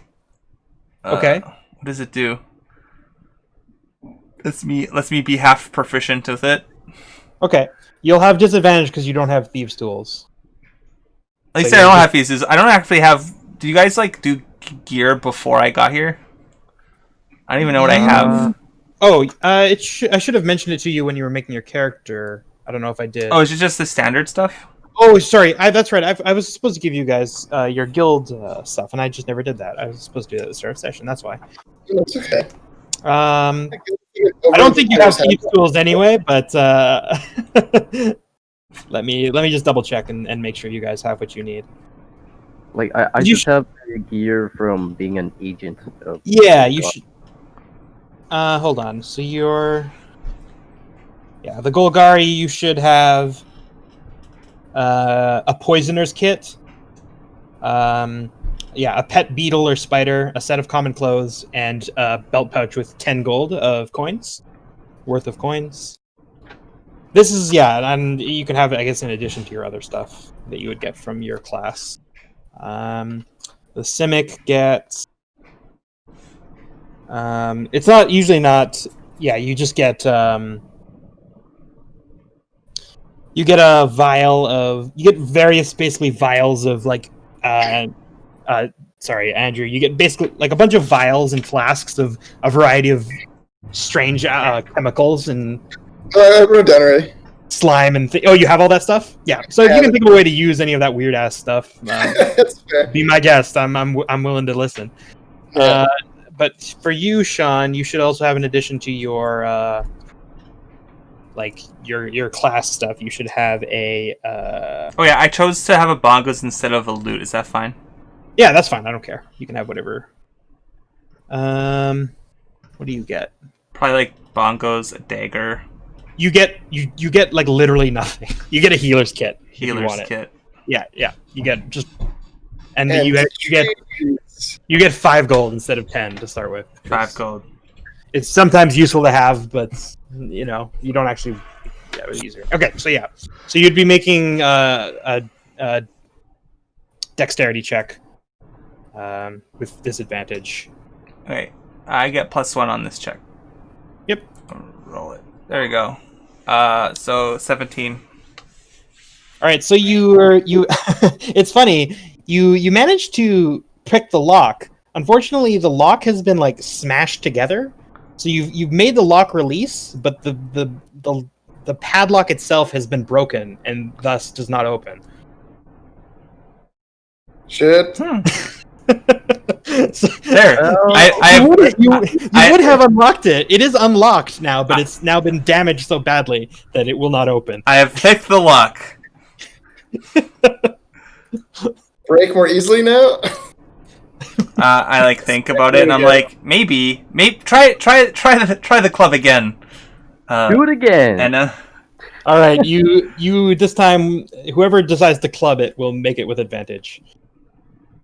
It's another strength check. I like clear the way. I'll club it again. Wait, give me. Yeah, can I like use Shillelagh on it? On your club? I mean, Club? yeah. Sure. By all means. Sure. But It makes it what am just makes it do more damage, right? it uses my spell attack bonus. And Okay.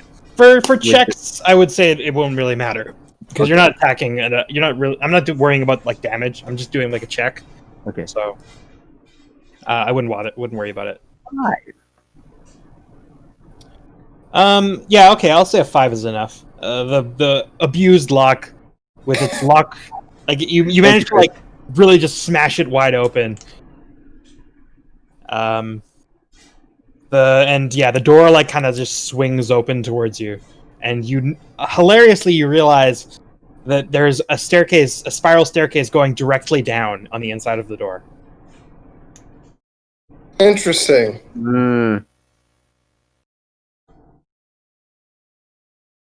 I guess we go down.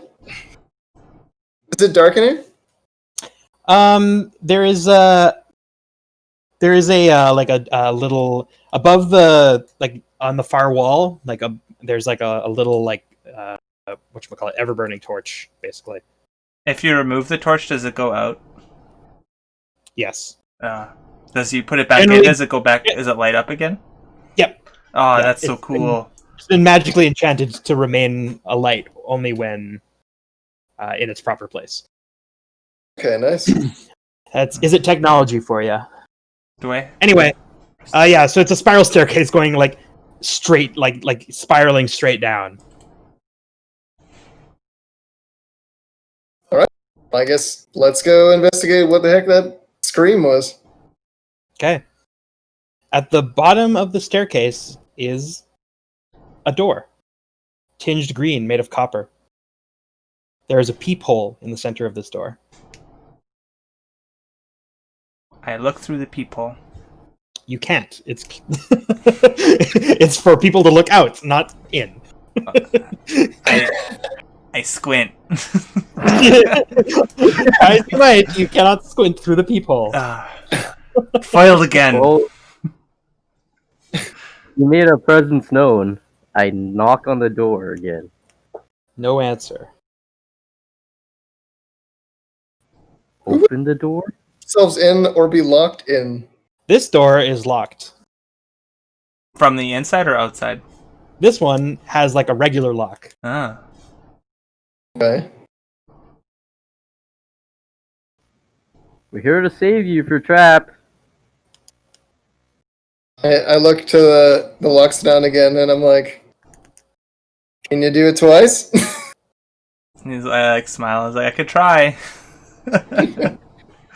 I'm gonna try to unlock this door.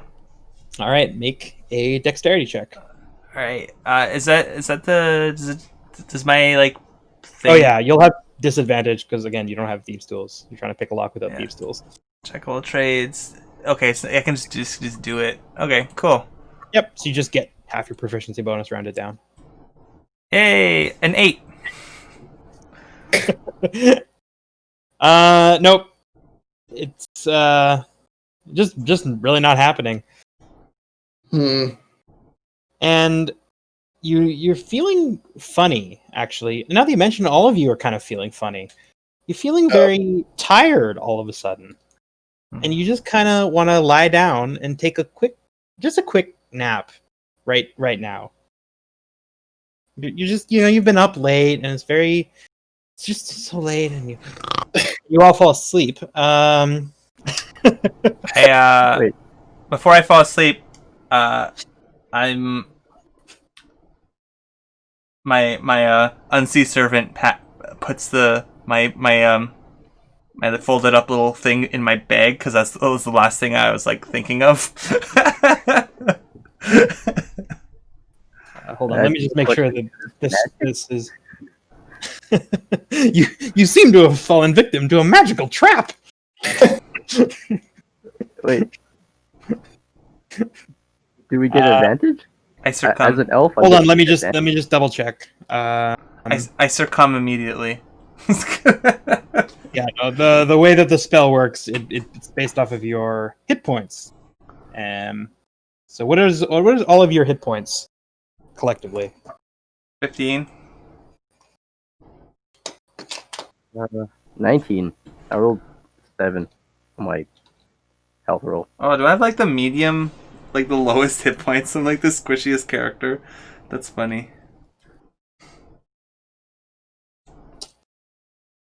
Sorry. So what do you guys have collectively? 15 19. and 12. 15, 19, 12. Yeah, it puts you all to sleep. Yay. So I'm gonna roll 2d4, and that's how long you'll sleep. I think that's what you're supposed to. What are you supposed to do? Until the spell ends, until the creature takes damage. Okay, yeah, it doesn't say, so I'm just gonna assume you guys sleep like you would normally, and I'll say 2d4 till one of you wakes up. Okay. Okay, so which of you do you think has the sharpest hearing?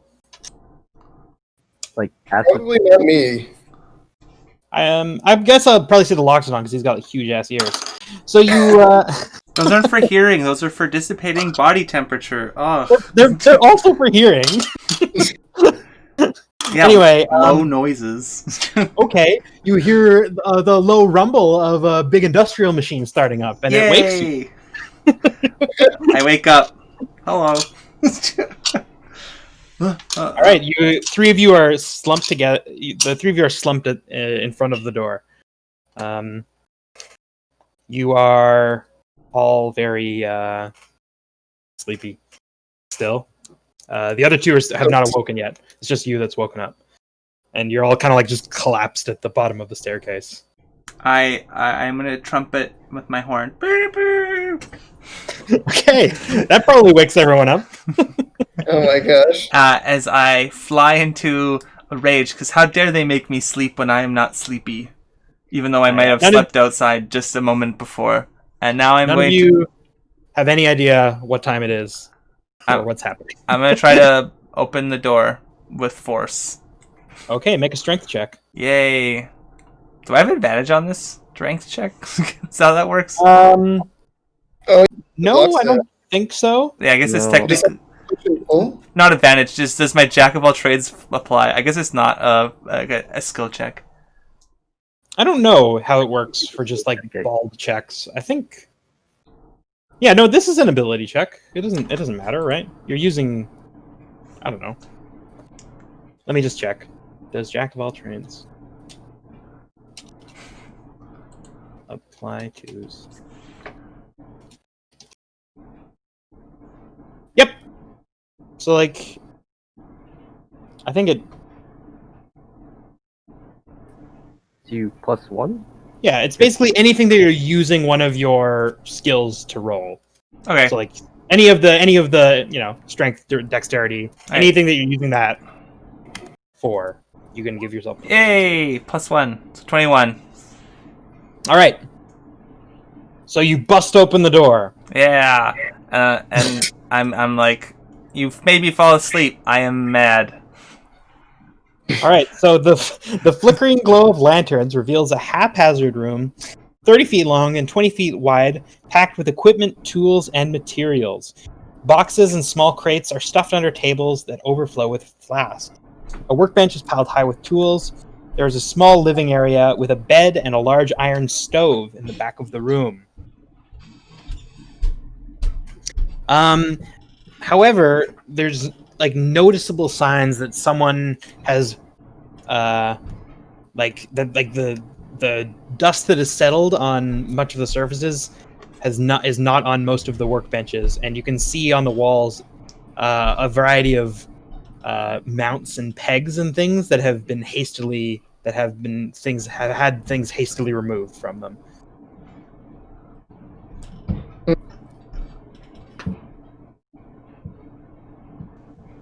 I'm guessing there's no one here. There is no one here.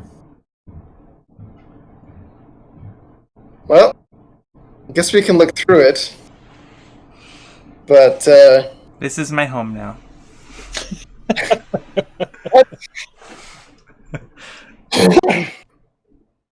Hmm.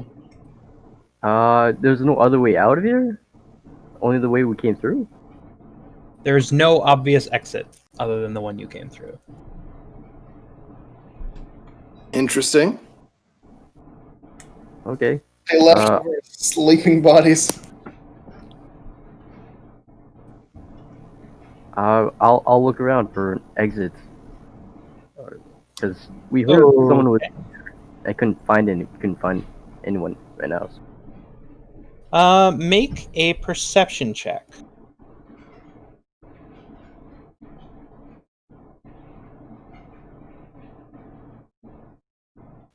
Ten? Good. So you kind of look around the room and kind of poke and prod at things, and it doesn't seem like there's any other way really to exit this room, as far as you can tell. Okay. I'll just keep looking through. What's her name? Falish's workshop. Sure. Yeah. So there's a whole bunch of stuff here.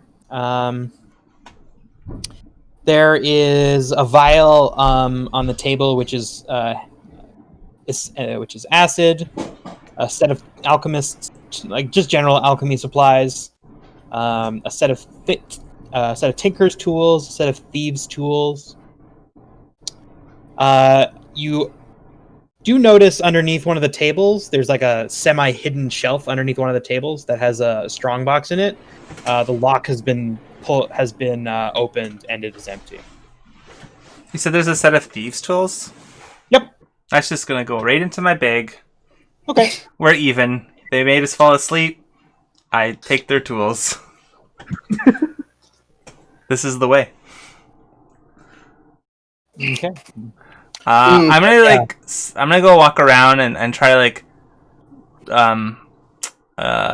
bloodhound smell the person sleeping here and see where they're like going. Okay. What do you mean? Like, see where they're going? Like, I'm gonna see if they had like a particular scent or like they smelled weird, and then just kind of smell the room to see if all right. Make a perception check with advantage. Because of my keen smell. Because of your keen smell, yeah.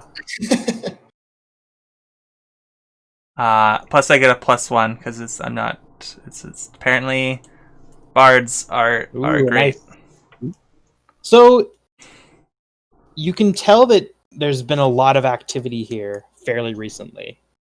The person with the scent that matches the scent on the bed has been dashing from table to workshop to bookshelf.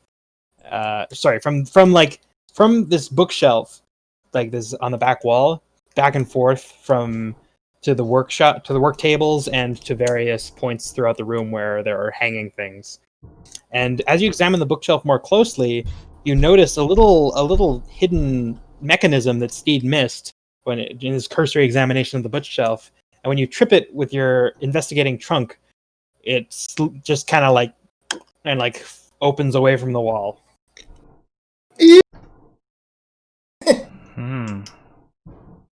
So keep in mind you're back down at like ground level, and this door opens up to like a rather cramped stone staircase that leads down.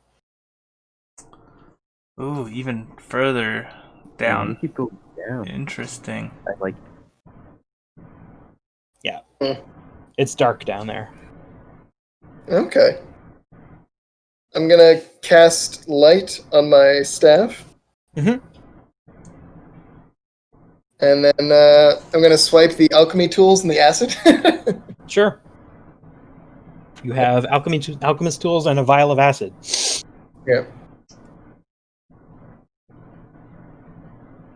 And then I'll make my way down there.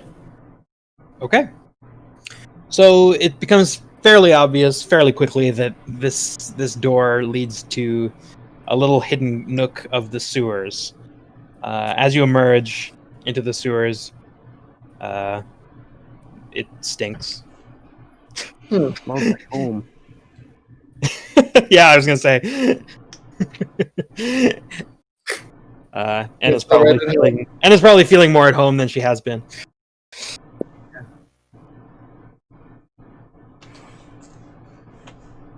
And then I say, all right, and which way?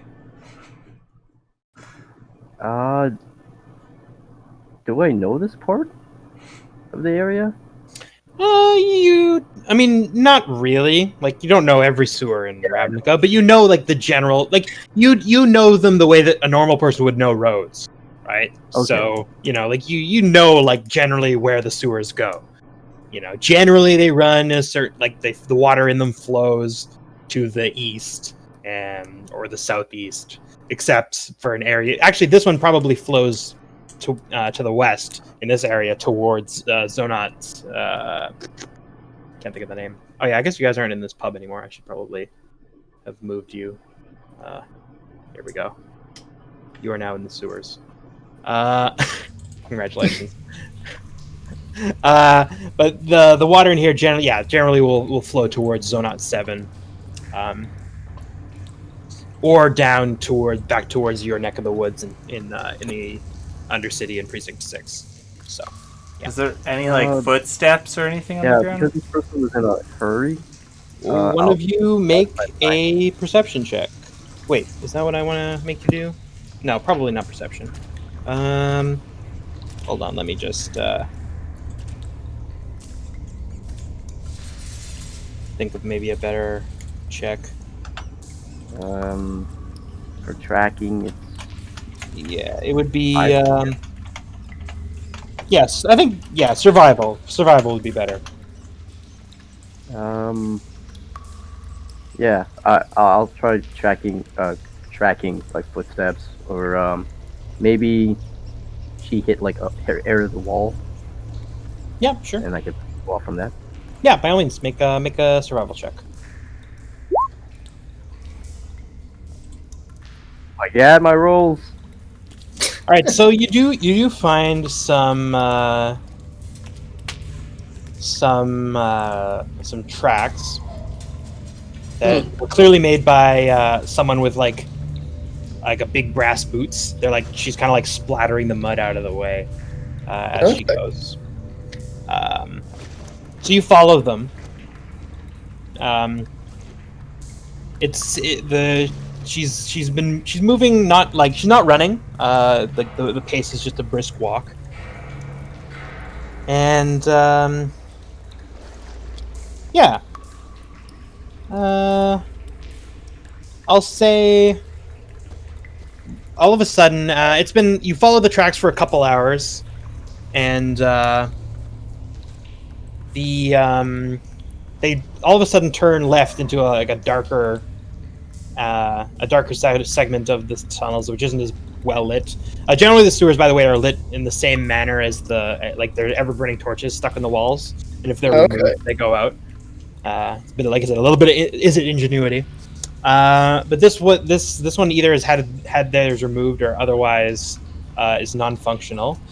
But you follow the tracks with your head pinned to the ground, and all of you need to make a dexterity save. Do we slip on shit?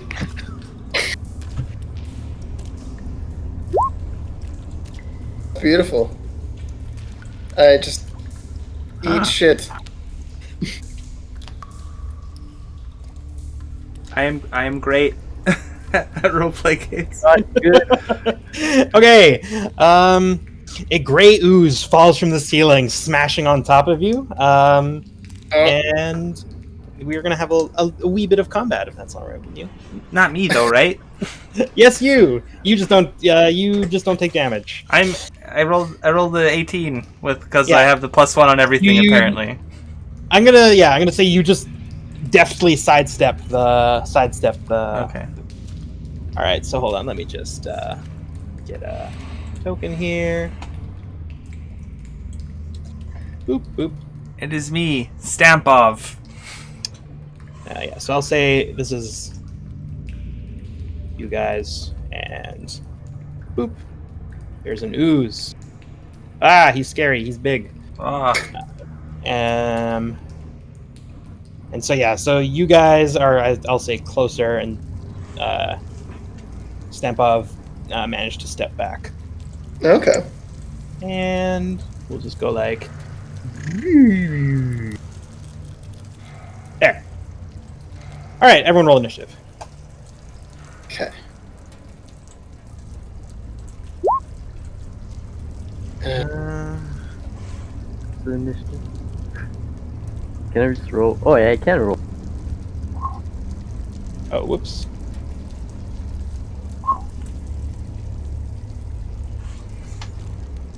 Oh, I was supposed to click on the thing. Oh, oops. That's okay. If you don't do it, it's fine. I can add it myself. Damn, very initiative. Yeah, it's all good. I can just do it myself. It doesn't take long. No, but I mean my initiative is slow. Oh yeah, well. I'm like, oh my god, what's happening?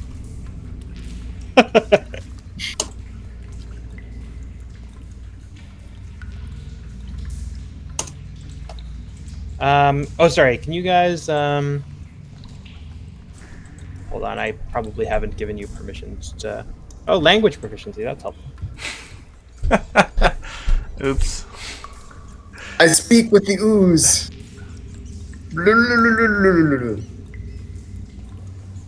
Aren't you supposed to get people into that kind of thing? No. No. Straight up. No. What? What have you been learning? It's his people's. It's her people's things. Yeah, it's not my people's thing. Is Okay, it? yeah. No, you guys should be able to control your tokens. Just to check. I'm pretty sure you guys should be able to. I can't. It is me, Stampov. Okay, good. Yep. You guys should have full control. So if you should, if you roll initiative, it should add you to the thing automatically. I don't know why it doesn't. You have to click your token, but we did it before we clicked the token. I see. I don't have your proficiency on at all, Sean, or your. He clicked language proficiency. What? No, it's before. He got 16. It's up there at 16. What? It's before your initiative. I rolled a 16. Oh wow, you're fast. Okay, well that's suitable. So you go first. What will you do? I think I might cast Bane, but let me look at what it does. What does Bane do? I think you can probably just click it to see. Yeah, I know, I have it. What does it do? 3 creatures must make a charisma saving throw. If the target fails the saving throw, the target must roll a d6 and track the number from their attack or saving throw. Yeah, okay. Basically, yeah, that's what I'm gonna do.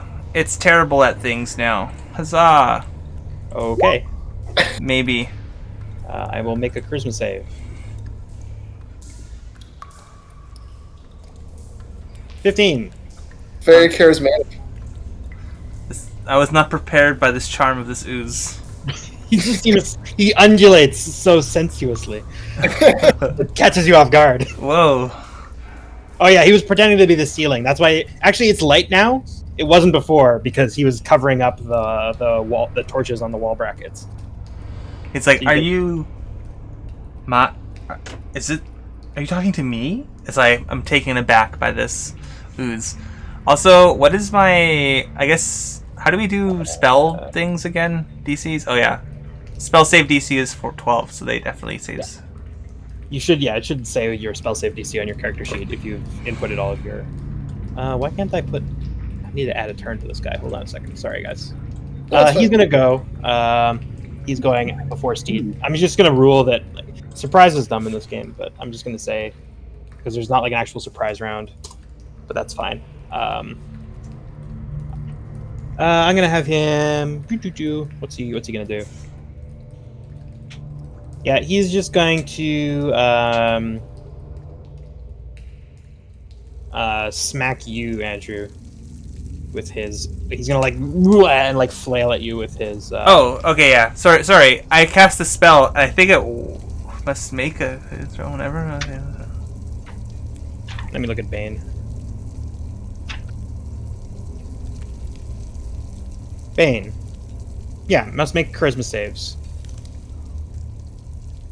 Do you just make a charisma save every time you attack then? No. You have to fail the save, otherwise the spell doesn't take effect. It says whenever a target fails this saving throw, makes an attack roll or save before the spell ends. Oh, okay. So he made the save, so the spell has no effect on him. Would I know that? Yes, you'll know. Okay. It just kind of like just doesn't work. Okay, so he's gonna ooze his way at you, Andrew. Okay. 4. Are you wearing non-magical metal armor? Oh wait, I guess that's on a hit only, I think. I'm not. Yeah, what's the? I think that's only on a hit. Yeah, attack's 4, so you're good. He probably doesn't. Oh, 4 is the attack. Oh, okay, I see. Yeah. Oh, thank God. All right, Steed. Or sorry, I'll actually. Yeah, Steed, go ahead. Your turn. I'll just I'll just make my club full of like just acid and stuff, and like Sure. and just smack him. I'm just Okay, go for it. I don't know how matches work, so I'm just gonna roll.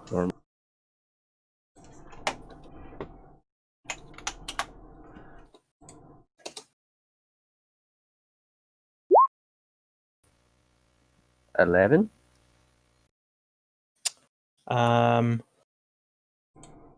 You hit.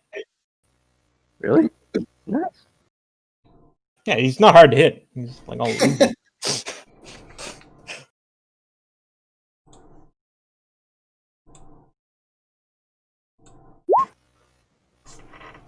Oh my god. Can you guys see his HP? No. No. Okay, good. Sorry. So you're making it all acidic, right? Um. No. Basically, turn. Yeah, I'm making like fluff wise. I'm making it super acidic. All right. Well, the acid doesn't seem to be doing much, but you do give him a good thump. Yay. Like normally when you smack something, it makes like a sizzling burning sound. Doesn't do that. It just kind of sits there and kind of you hear a wet like splorching sound, but that's it. This thing is huge, right? This thing's like. I mean, it's not like super big. Like it just takes up a lot of space. But he's kind of like he can like make himself bigger and smaller as he chooses, right? So Oh yeah. he's kind of like flat on the ground because he's like fallen from the ceiling basically and like squished himself flat. Okay, Andrew. Okay, I think I'm gonna disengage. Sure. So how does that work? It's an action, or Yep. So basically now you can move away, I think, without provoking attacks of opportunity, if I recall correctly. okay? I'll go over there. Okay, sounds good. And then it's a move action, right? Pardon? Like, does it take like my? Disengaging, I think, takes one action, and then the move is your other action. Yeah. So I think Okay, but I couldn't like cast a spell or anything like that. No. I don't think so, unless you'd have to provoke attack of opportunity if you wanted to try and cast a spell. Okay. Well, I can only cast acid to do damage, and I'm pretty sure this thing is immune to acid. So, yeah. I scream, "Oh my god!" Do you have a bonus action spell? You could cast a bonus action spell. Yeah, if you have a bonus action, you can do those. Yeah, that's true. Yeah, not that I know of. Shillelagh, and then I just attack. Wait, did they take advantage? Did they take damage when that thing fell on them, or no? When what? Did that thing? What was? Oh yeah, that's right. Sorry, I was supposed to deal damage to you guys. I forgot. I'm gonna just say, yeah, you both take. Yeah, you both take. Oh, okay. You both take 2 damage. He doesn't get you that bad, I guess. All right. Scenage. Her. Okay. One sec. Let's see what this does.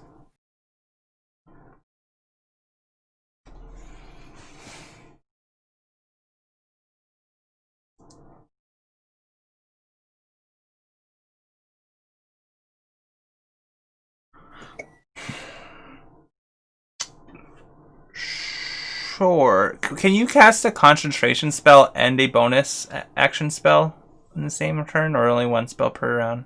No, you can do that, but if you can only concentrate on one spell at a time. Basically, is how that works. Okay. So if you cast a spell with concentration, you can cast other spells, but you can't cast another concentration spell. Okay, perfect. I think is how that's supposed to work. Yeah, that works. Sure. I'm going to. I guess I didn't say what kind of weapon I chose. Other than I started with a dagger, but I also have another weapon. I want to choose a mace because I like maces. Okay. I was going to choose the biggest weapon. It's either a mace or a great club, but I don't want to be another clubby person. If Club is cool. Be another clubby person. fine, I have a great club, two-handed. Yeah. You'll fit right in on Foundry Street. They love clubs. All right, fine. I have a giant club. And what I'm going to do then is I'm going to cast Heroism on myself and Healing Word on Enna. And I think that's all my spells for the day. Also. Okay. So Healing Word is this one. There you go.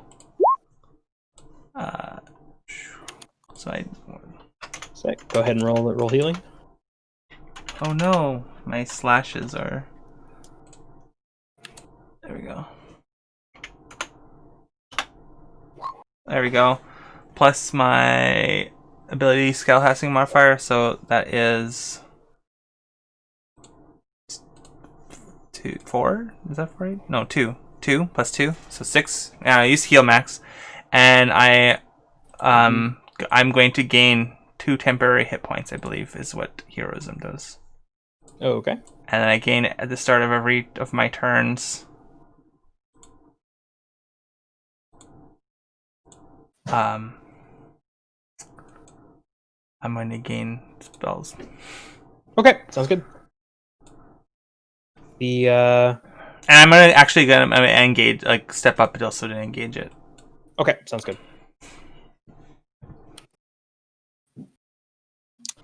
All right. And boop. I'm just gonna test something out. I'm gonna use a ability called Necrotic Spores. Okay, how's that work? A halo of spores. When a creature starts its turn there, or moves within 10 feet of me, it must make a Constitution saving throw. Okay. Does that include me? I'm using a reaction for this. Yep. Okay. 18. Does that include me? You said it does? Basically, invisible spores come from me, and I can put it into people or beings, and it does damage. But he made it. And you could target this or no? When a creature you can see moves into a space within 10 feet of you, or starts to You turn can, there. yeah, it would target you as well. It's everyone around them. It's okay. So the ooze is going to kind of form up and go like, and then he's going to attack It's you. small.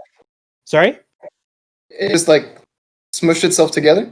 it's a medium-sized creature, but it can ooze its way. Oh, I see. Because it's an ooze, right? It doesn't actually, it's medium-sized normally.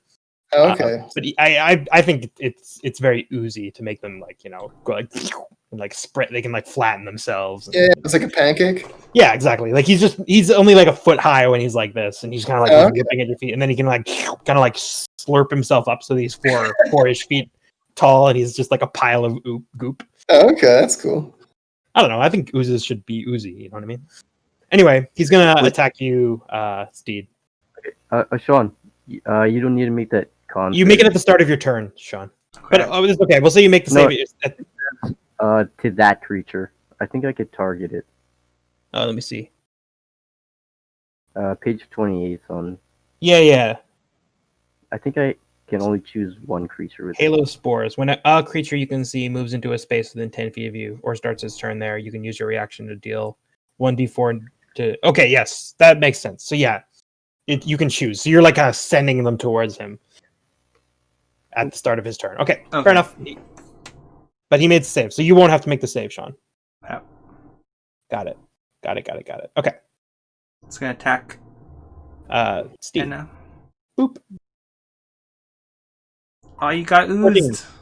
You got oozed. I Yeah. Ooh, he just hit me, I think. Yeah, AC Yeah. 14. Okay, so you take 2 bludgeoning and 2 acid damage. And if you're wearing non-magical medical armor, it reduces your AC by 1. I have armor. Hey, Jesus. My AC is fine. Okay, good. Yeah, I was gonna say you're like a druid, right? So you don't even care. I can't wear You can't wear metal in the first place, so that's fine. He's still mad at you though because you hit him with a stick. It's your turn. Hit him with a stick again. He's angry. He makes a gurgling sound. Yeah, I'm just gonna swing. All right.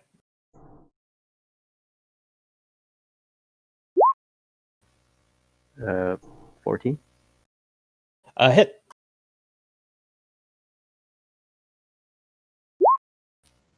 Woo. All right. Smack. All right. It makes like a fleshly sound, and like starts like a bit of it kind of like shears off and kind of like dissipates and hisses into a puddle of acid. Andrew. I'll go over here and I'll try and shoot acid at it. Okay. Okay. I think it has to make. Let's see here.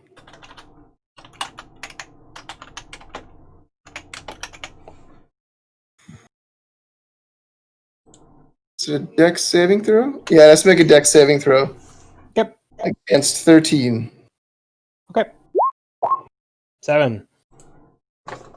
It takes 1 acid damage. All right. Immune. So your acidic attack kind of like thumps it well, but I don't know. There must have been something off in your formulation of your spell because it just wasn't very effective. Yeah. Scenage. All right.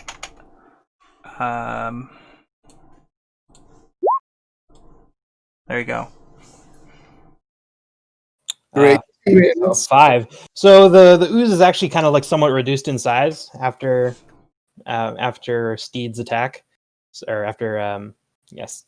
So it kind of just like wiggles to one side, and you kind of like crack the ground with your hammer or with your club. And I rolled a 1. No, 2. I rolled a 2. 2, yeah, and just missed completely. All right, so the ooze has had enough. It's going to disengage and kind of like slurp its way down a sewer grate, and like through like a 1-inch high sewer grate that some of the water is being diverted down, and he just kind of like slorches his way down there out of your reach. Oh, thank God. So he is gone. He's not coming back. He's had enough of you. I can tell you that because I'm the DM. Excellent. So there you go. Okay, so the tracks definitely did come down here, and now that the light's back on, you can see a ratcheted like a little like pulley at the end of the wall here.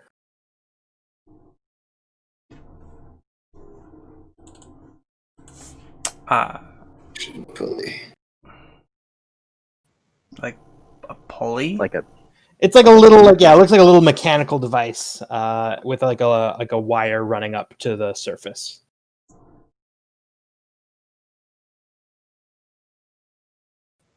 I use it? How do I use it? It's like it's just a little lever. You can just pull it. Yeah. Oh yeah, I'll pull the lever then. Okay, so a little mechanical ladder kind of like unfolds itself and like ratchets its way down, and like That's neat.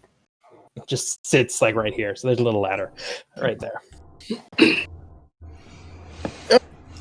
I will take this ladder because I am a hero for at least another minute or half minute. All right. So yeah, I'll say you guys emerge, blinking into the morning sun. You can tell from the where the sun's positioned. It's about 9 o'clock in the morning or 10 in the morning. Okay. So late morning. Sorry. We slept for a while. Does that count as a short rest? I don't think magical sleep does count as a rest, right? Because it's not restful because you were forced to do it. I don't know. I don't know how magical sleep works. Yeah, I have no idea. But if you induce a coma into someone, doesn't that make them rest? I don't know. I think probably if it's the result of a malevolent spell, it probably shouldn't, right? It just doesn't sit right with me. So I'll say no. Unfortunately. Okay, yeah. So you emerge in an area. It's hot here, but it's just a normal street corner. I don't know. Yeah, I guess you'd probably, at the very least, you, Steed, would recognize this as you've emerged in Precinct 6. So somewhere in the neighborhood of Foundry Street. The Foundry Street neighborhood, basically. The neighborhood's, built around the street generally. So quite hot. It's already fairly busy here in the morning. Like there's like a nervous energy around the place. Krenko's territory, isn't it? This is Krenko's territory. As a matter of fact, you are continually. You notice that the tracks clank their way across the street towards a somewhat disreputable establishment by the name of the whatchamacallit. I gave this place a name. Yes, it is the. The Smokehouse Inn. And it lives up to its name as like a viscous, like dark gray smoke is like oozing its way out of the top of the door. She has made it like the tracks clearly across the street directly towards the front door, and as they cross the street they've since been obliterated by cross traffic. But they're clearly walking directly from the sewer grate directly to the front door. Okay. Not hard to see where the person was headed. I spend a moment making gestures and saying some poetry and clean ourselves up from having the smell of the sewer. Or I guess I would clean myself up and then ask if anyone else would want to. I was going to say, maybe Steve doesn't like that. Man. Yeah, sure. How do you do it? Steve, I'm just casting prestidigitation. Okay, nice. That's one of the things it can do. I would love you to shower me with poems. Okay, boom, you're clean. In fact, here's some perfume. Lasts an hour. Thank you. What do you want your perfume to smell like? Iron, since we're in the Foundry District. Okay. Your perfume smells like blood. All right. Yay! Yay, blood! For I am fearsome. That's a perfectly natural bodily function. That seems normal. So yeah, you're in Foundry Street. So yeah, this is like the manufacturing quarter. It is also Krenko's territory, as you have notably noted, but it also is just like a regular like iron workers district. The Boros Legion has lots of warehouses here, and a lot of their armor and weapon suppliers work here. So there's lots of legit business as well. Yeah. Having said that, it is fairly well known for being like gang territory, especially Krenko's gang. So yeah. How long has it? I'm just gonna stride. Like, how long did it take to climb up the building? I'm just trying to see if my heroism spell is still going. Oh, up the ladder? Yeah. Not long at all. Like a minute. Oh, it's not. I'm not as unafraid. It only lasts a minute, I believe. Oh, okay. Well, I mean, by the time all three of you climb a ladder, I don't know. It's like how long does it take to climb a ladder? I don't know. Probably might still be active. I don't know. Yeah, It's probably fine by it's me. probably it's not that much, but whatever. I was gonna be like, if I'm completely filled with my own heroism, I'm just gonna bust through the door, demand to see Falish. But if that's not the case, I think I'm I just would say gonna. because you took the time to clean yourself and them up, then probably not. Yeah. Yeah, that's fair. But not being smelly has its own advantages. So True. I think I'm just gonna go into the door of the inn Okay. and see if anyone's here. So this is a goblin bar. It's completely filled with smoke. Everyone here is either smoking or about to smoke a variety of vile substances. Also, there's meat roasting and like a central barbecue pit. It looks to be some type of weasel that they've managed to snag. Interesting. And you can instantly tell that you are not welcome here. A variety of goblins are snarling at you as you enter, like, out of here, tall one. So much bigger than them. I'm gonna. Enormous. There's like probably about like half a dozen. Well, I'll say there are 8 goblins in here. All of them look pretty unhappy to see you. You say I don't belong here? No, he said, out of here, tall one. Oh, no, that's not right. I belong here. Guild business, and I'm gonna punch him in the face. Okay, guild business, he says, punching a goblin in the face. Okay, Again. I mean that if you're spoiling for a fight, they'll accommodate you. Roll initiative. Yeah. Hold on, let me just draw a quick little pub here. They are wrong, and I will punch them in the face for it. I do belong here, and in fact, this is my home now. I mean, yes, you are technically correct. Okay, hold on. Here's the front door. I'll say that there's a table, and here's the bar. And notably, I didn't draw my giant club that's bigger than them in size. I just punched them in the face. And there's a table here and a table here.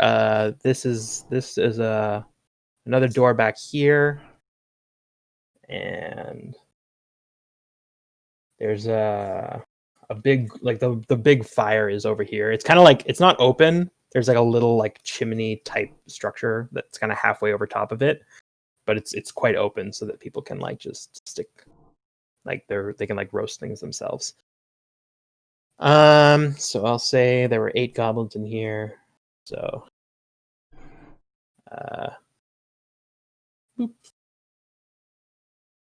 How do I... Oh, there we go. hold on. Yeah, I'll say you were here. And I would say there's a goblin sitting right here that you've antagonized, and you punched him in the face. So He antagonized me. This is... 2 of them Don't spin your narrative. Don't spin your false narrative. This is the bartender, and there was a couple more here, kind of playing cards. So yeah, and then I'll say you punched him, and then I'll say you guys are like right here. So yeah, if you don't want to fight, you don't have to roll initiative, but otherwise roll initiative. I mean, actually, now that I think about it, you have to fight. they're gonna beat you all up at the very least. Oh, don't beat us up. Yeah, well, you're tall folk, and your friend or whoever came in with you just punched someone. So If you don't want to fight, you could leave. My gosh. But I belong here, goddammit. Guild business.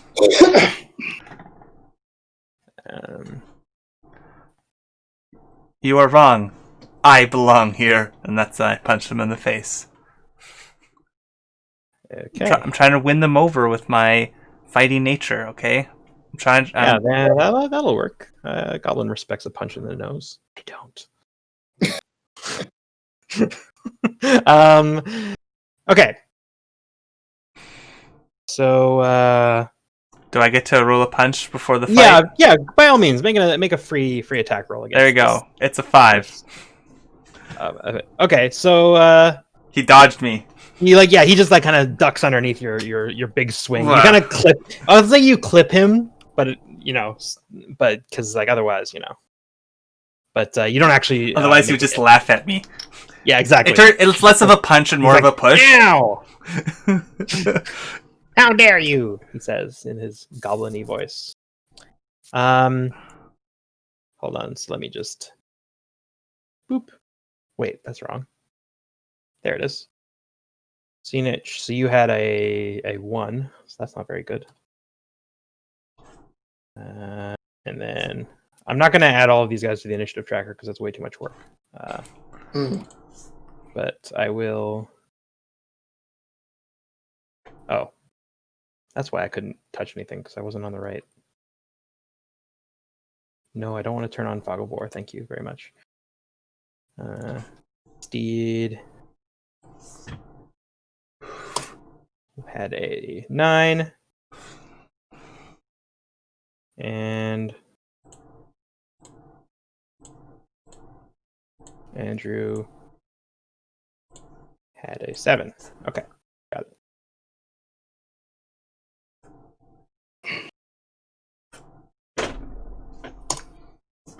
Got it. Okay. And then I will. Boop. Okay. So, are you you're giving yourself little things? That's cute. Because I can't see their names, and they probably don't know who I am. Like the other players, like Andrew and Steed. Can they see my name? I can't name.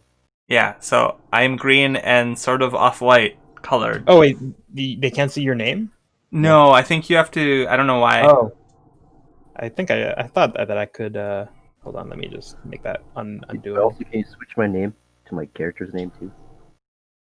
Yeah, I don't know why it should. It says I clicked the show nameplate button. I can see my name, but I can't see anyone else's name. Interesting.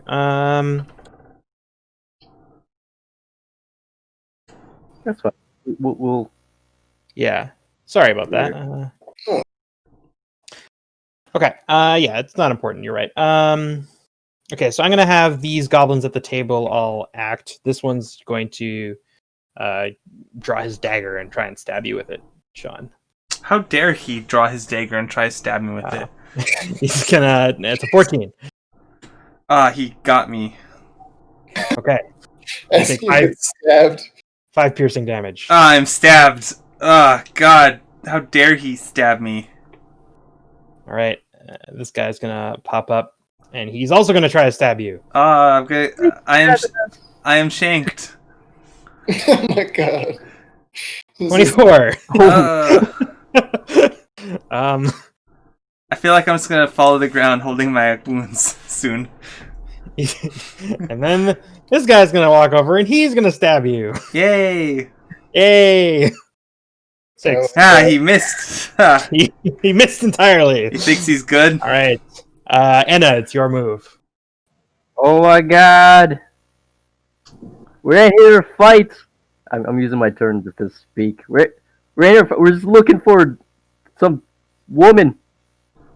Oh shit! I forgot her name. Failish. Failish. Yeah. We're just looking for Failish. And also, I don't know this elephant. Yeah, I know this guy. Wow, you're just. Wow. The goblins hiss angrily and say, "We'll know nothing. Now leave your money on the floor and we'll let you leave."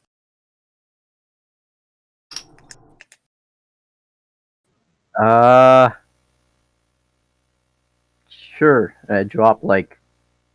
I can say that like you guys can just drop your party funds, like your personal stuff you can keep. But if you drop all of your money on the floor, they'll let you go. I'll drop. Yeah, the gold I have. No, yeah, your personal gold you can keep. I don't want to like. I'm saying like the party funds. You can empty them out onto the ground if you want, or you can do something else. You don't have to use your personal gold. Uh, we're just gonna walk away. And I Okay. slowly back inside the door. Have you like poured money out?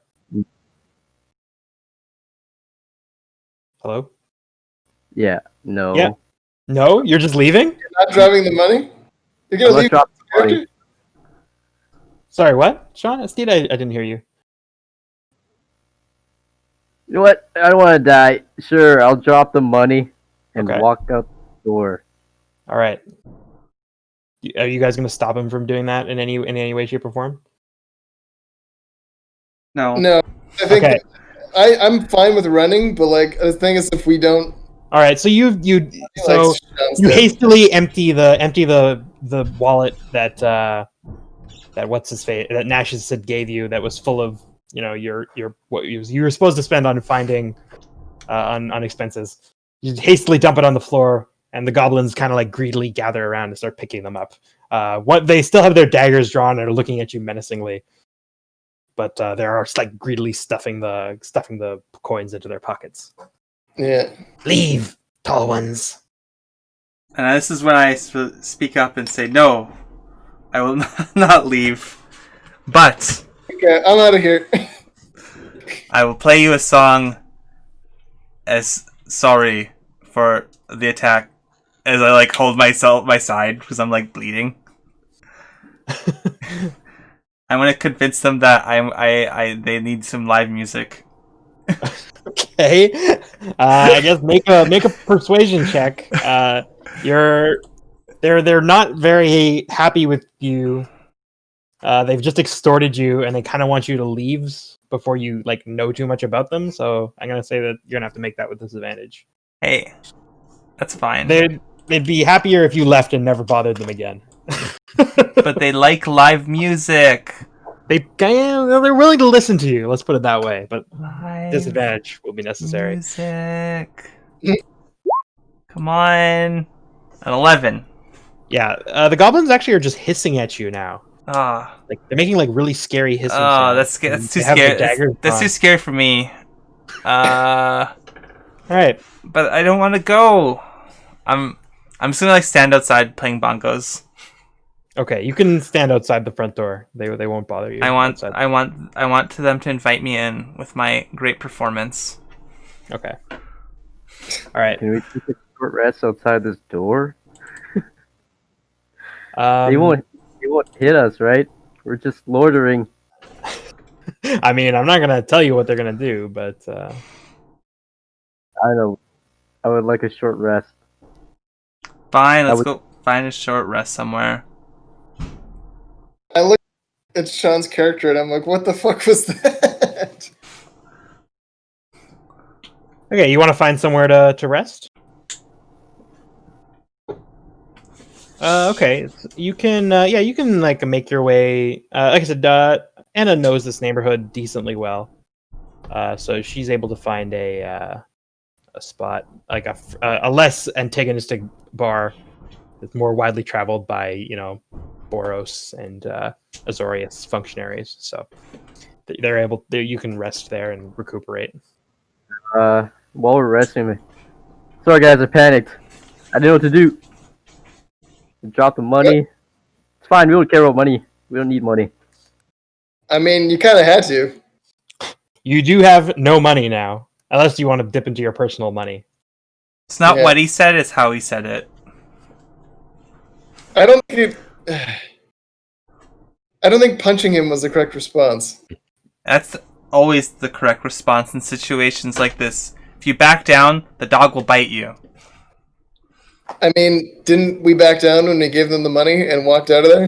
Yeah, but they would have just told us, they would have just did that anyway. Understand how punching him accomplished anything except for making them hate us. Hey, they respected me. I could take a stabbing. Oh my god. Let's see them take a stabbing. They probably can't. I'm gonna use short rest dice just to heal myself because I'm still damaged from earlier Sure. fight. No, he isn't. No, you're not. I was gonna say, weren't you healed by the? You got damaged after that. Right. That's right. Yeah, that's true. Yeah, I'll do yep. the same thing. I am too. How do I do short rests? So when you're taking a short rest, you just roll. I think just one hit dice. Yeah, you could roll Depends on your level. to your level. Yeah. So you can roll. What are you, a bard? Yeah, I roll a Yeah. d8. D8. Yeah. So you can roll. Yeah. Sorry, Steve can explain it. I know it. You could roll a D8 and just add your con, but you don't have to roll it all at the same time. You could just roll one and then another one and then another one. Up to your level, and then when you get a long rest, you regenerate them all.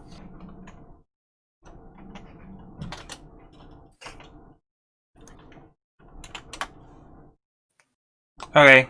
I think I'll need both of them. There we go. I'm in ship shape. Look at that. Tis but a scratch. All right.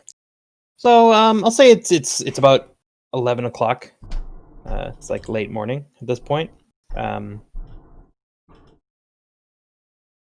There's just just normal pub traffic. Nothing too crazy. Just find the gang. Maybe she just ran back to the gang. I mean, yeah, that's probably the goblins that were in that inn.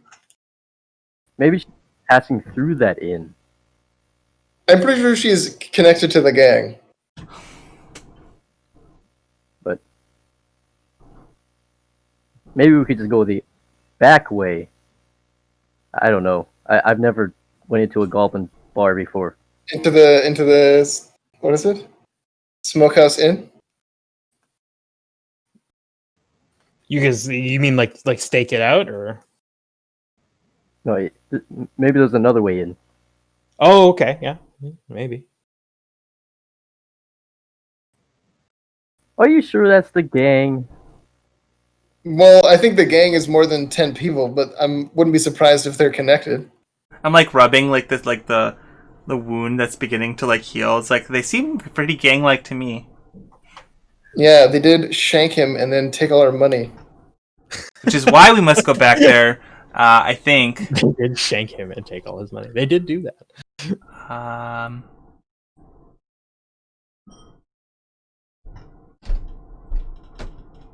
I mean, her footsteps went directly in there, and I don't suppose she went in there to get shanked. It's just lovely in there this time of year, you know. Yeah. So something tells me that she's allowed in there. Didn't we even announce we were looking for Faelish? Yes, No. you did. Did we? Yeah. Yep. Although we did that after you got stabbed twice. Did we even announce that? You did. Yep. Yes. I was looking for Faelish. Oh. We're And looking they for said, Faelish. get out of here.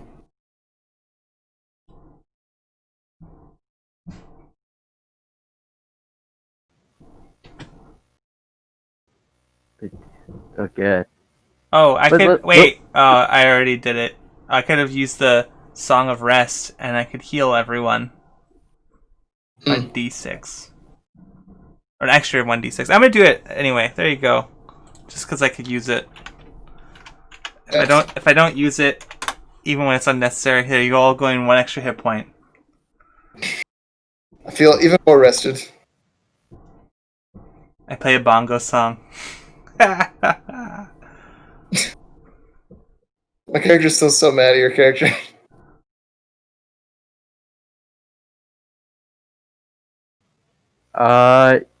Yeah, we could scope out the place or find another way in. Listen. I mean, for all we know, Faelish is still in there. Is there a back exit? We didn't check.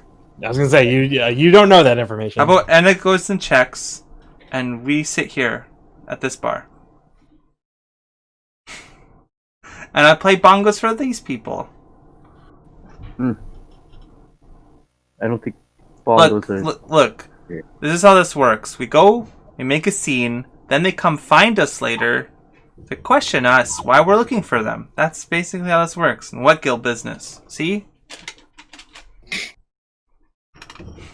It's not my first. It's not my first rodeo. As I like cross my arms, they always come and find you.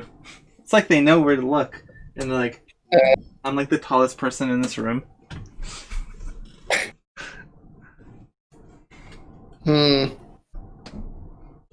Okay. Well, I think I'm gonna go investigate the area a bit. Okay. So yeah, you guys want to head back over to the bar and stake it out? Okay, that's fine. Just want to see if there's another way in or out of the place. Okay, hold on. I was just drawing a few more details.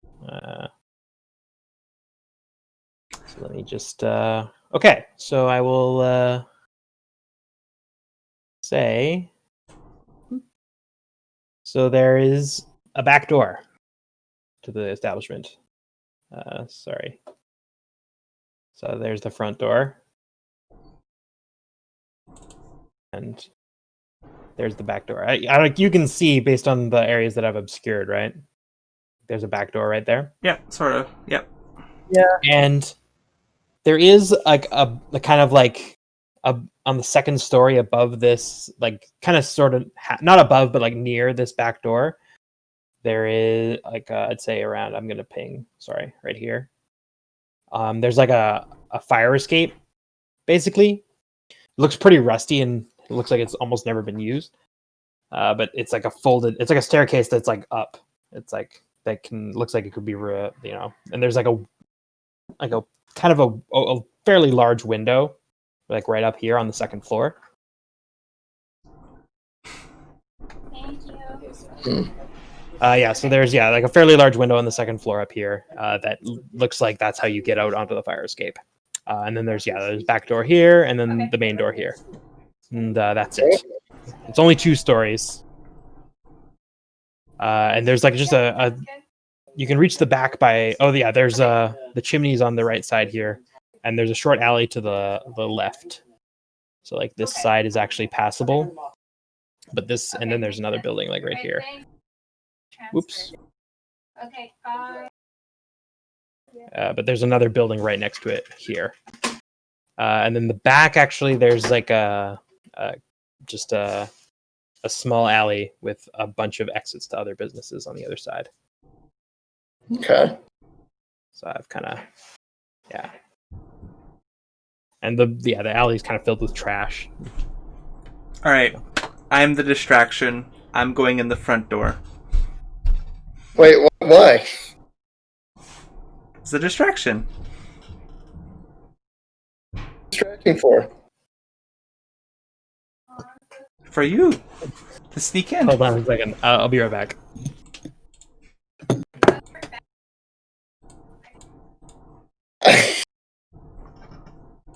Maybe we should stay outside. Me? All of us. Wait, how do we get in then? Well, I don't know if we really can anymore. Yeah, we can. I'm down with the distraction idea, but maybe we could bring them outside What? so we could get in. Can't get it. There's a lot of them. Maybe we could bring them outside somehow. So your idea is to have... I point to Chenik. They hate his guts. So maybe he could be like straight, like yeah, he's out there. So you want to send Senek in to No, them? you could do a performance outside. And then they'll come out, all of them, and try to shank him? Maybe, I don't know. I'm trying to get all ideas. There's a lot of them, and I don't want to get stabbed. Listen, I'm fully prepared to get stabbed again, and this is when I march off into the inside. My God. Okay, plan is in motion. Let's do it, boys. Woo! Where are we dropping? Okay, so immediately on entering, I cast prestidigitation, and I'm going to just be covered in what looks like smoke, and I'm having my bongos at the ready, and I'm going to sing a poetry song and play the bongos. And the poetry song is going to be about how tough and scary goblins are. And basically, I'm just trying to flatter them into me just like playing the bongos and having them watch me play the bongos. And this is really just an apology song, also. Okay. Make a persuasion check. You're not going to have disadvantage, but goblins know sheer insanity when they see it. They might be entertained.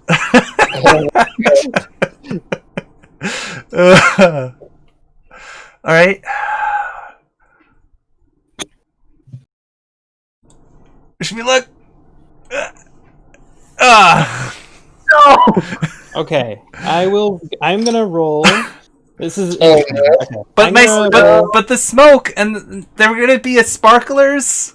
yeah, I'm gonna roll 2d6 dice, and that's how many minutes they will bear your songs before it's time to go.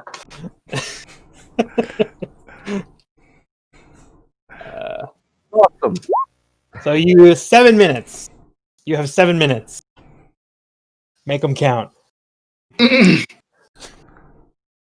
don't know that you have 7 minutes, by the way, by the by, but I will. Just judging from their body language, they get more and more tense. Oh, there's the black thing. That's. Start pulling out daggers. Time to go. That thing. And their daggers were sharp when they went into my side. Because I was a fool, they're brought down a Luxodon. And I'm just trying to rhyme things that don't really rhyme. Because it's not very good. Not used to making songs about goblins and their bravery. Can you guys see each other's names now? Yes, actually. Okay, good. It works. All right. Oh, yeah. So you can see and edit your own stuff. So if you want to like add stuff to like your bars for like magic or spells or whatever you want, feel free. Okay, so you guys got 7 minutes. I'm not gonna like time you in real time or anything, but I'm gonna keep that in mind. So what are you guys gonna do with the time he's buying you? I mean, I'm not sure I want to go in there. No, we have to make use of this. I'm going in, and literally just gonna order a drink. Wait, you're on walking through the front? Yeah. Well, aren't we?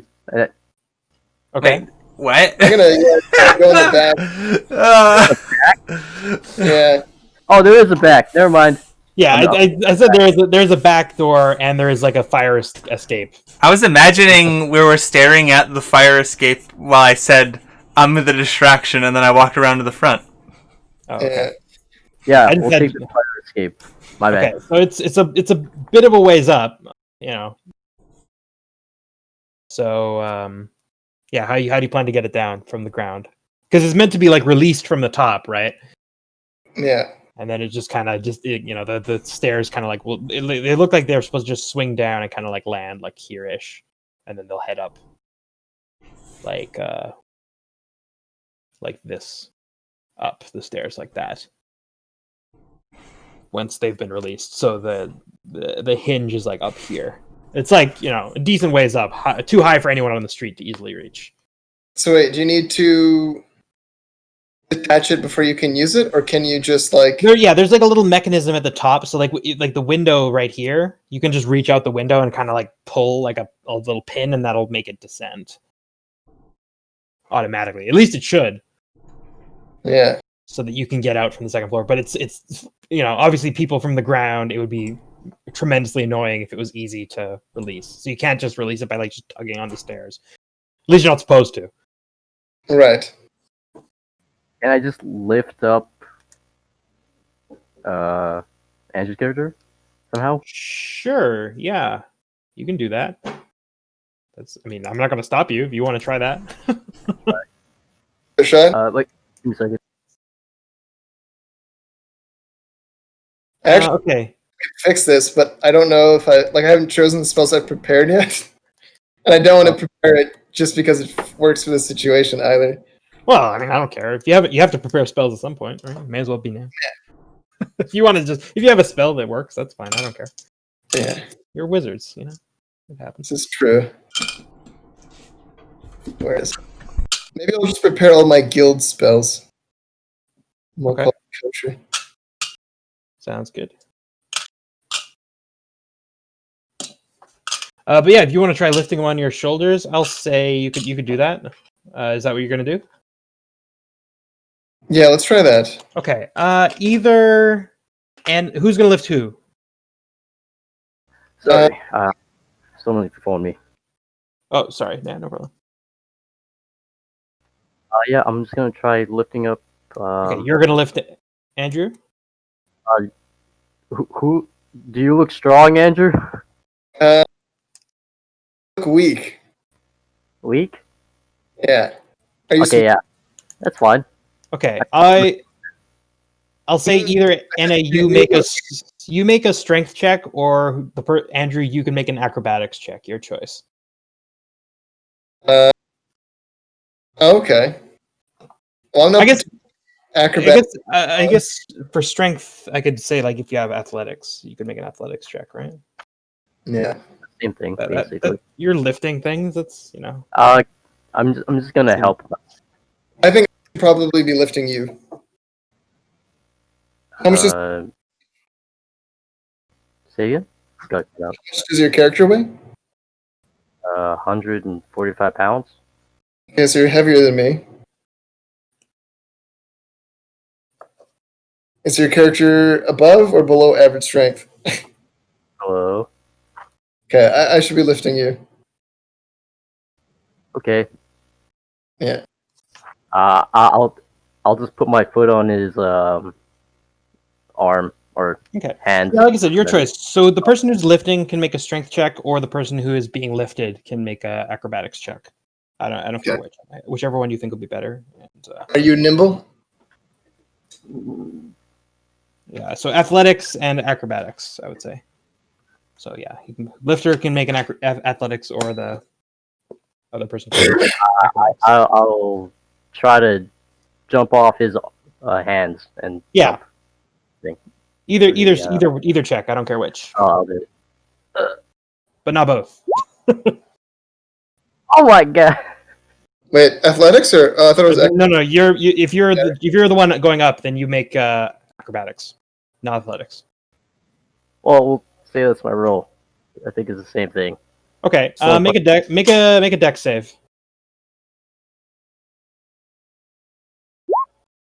You fall on your ass. You take 1d6 damage. Oof. Oops. Yeah, so you kind of like land. Oh my god.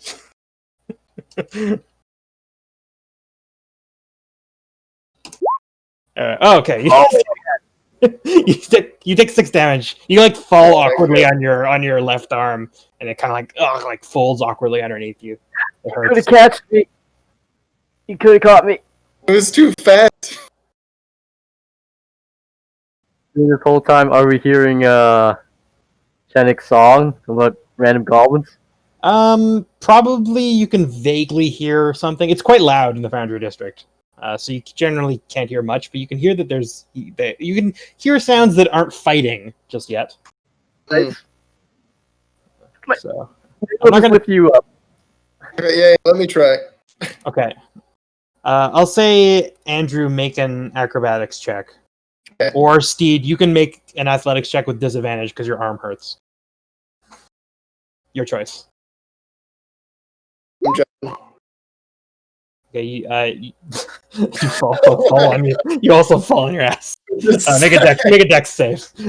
Okay. Okay, you land on your feet. Okay. Whoa. But you're pretty sure that neither of you are acrobatic enough to keep trying this. You're gonna have to try something else. Oh Wait, no! I can't reach it with my staff. You can. I would say that you could make another I'd say, yeah, another dexterity check, but with advantage. I'd say, yeah, that seems like a good idea. With advantage? Just a dexterity check or acrobatics? Well, it's not really acrobatic, so I would Okay. just say, yeah, just a normal check. Okay. Well, I'll give you advantage because that seems wise. Okay. I'm gonna try and like I guess engage the latch with my staff or Yeah, it also seems like an appropriate tool. Yeah, okay. So you kind of like, you just kind of like stretch your leg there and kind of give the thing a bat, and Yeah. the doors detach and like clatter down with a racket as like the ratchet kind of goes like, and they kind of like. So now there's a little staircase here. Okay. I look at him and say, "We are masterful thieves. Uh, I mean, masterful break it. Let's go up this ladder now." okay. Yeah, so I will say. Okay. So yeah, so you guys, it's not. It is more like a staircase. It's quite steep and narrow, but it's a staircase. Okay. So the window just swings open without. There's no lock or anything on it. Mm. And you're on a long hallway. I'm not gonna draw it, but it basically like extends like the length of the building from back to front. From so like this window, and then there's immediately on your right as you enter. So it's above it's in the fog of war, but you can, I guess, deduce from what you can see that. Hold on, there is a stair going down right here. Going down? Yeah, because you're on the second floor, right? So, Hmm. and you remember that there was a door at the left side of the bar. So I'll say that you kind of just realized like this is what the first floor looks like. There must be like a door that heads into the staircase. And then, yeah, so like there's like a hallway that goes like this way towards the front, and then on either side of the hall there's a bunch of rooms. I'd say like three doors on each side. Sorry, 2 doors on the left side and 3 doors on the right side. On your right, so like there's like a door, like a door to a room right here, and then right here, and then like I just pinged the fog of war. You can't see it, and then there's one right here and right here. Sorry, 2 on the left, 3 on the right? Yeah, exactly. Well, yeah, given the map, but like on your left, your left and right are different, right? Because you're at the back of the Yeah. but you get my meaning. Right. I suggest we sneak in and start looking for doors. Yeah, we should probably get in there quick. Yeah, I'm just gonna. Okay, so which door you want to try first? The closest one, left side. Okay, On the left side of the like right it- here, on the second floor, but right on the here. second floor, yeah. Okay. Oh, there's a. So let me roll to see what happens. Okay, so door's locked. Okay. I'm not gonna attempt to open that. Okay. I will go to the next room on the same side. Okay. The door swings open. It's just got a simple cot and a chest on the ground, but nothing else. Mm. I will look in that chest just to check if it's our money. Nope. It is Just empty. to see if it's things of value. There's nothing in the chest. Yeah. Okay, good. I don't think I'd steal it, but just want to know if it's my money or our money. I mean. Okay, yeah. We'll keep looking in methodical order. This door here. I can't see that. I still see the inn. Yeah, I haven't drawn the second floor. I'm just doing theater of the mind for it. Mm. Yeah, I'm just gonna say you guys are on the second floor, but you're just gonna check the third of 5 rooms, basically. Yep. Okay. This door also swings open, and it's similarly furnished. I'm just gonna listen for You're gonna what? Sorry? I'm just gonna listen for a voice anywhere up here, just in case we don't open a door and get attacked by. Okay. Make a perception check.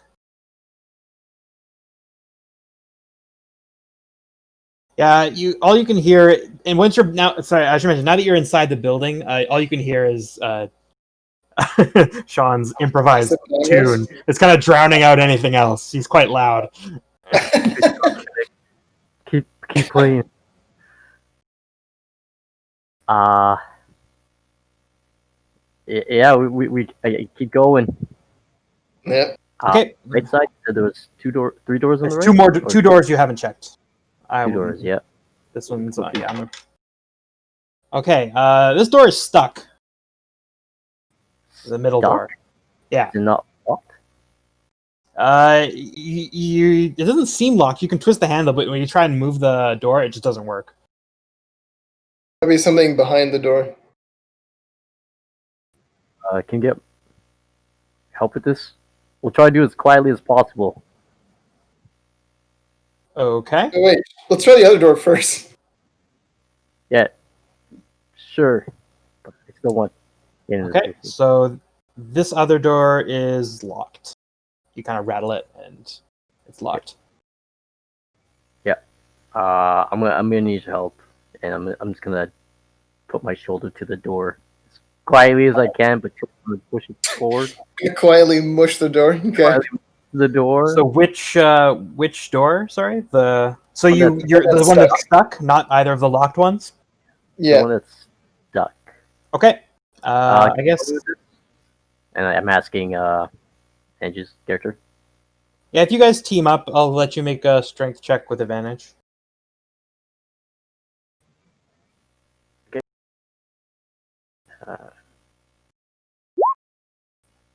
11. It's not bad. Yeah, so with put your shoulder to it, you make like a loud thumping sound. Nothing, but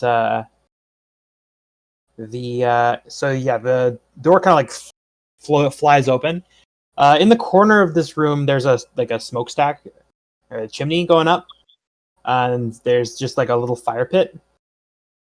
So this is like one of the more deluxe rooms. It's actually got a double bed instead of just a single, and it's got a wardrobe. Wardrobe? Yeah. What's the wardrobe? Sorry? I look in the wardrobe to see if there's like bronze or brass armor or anything like that.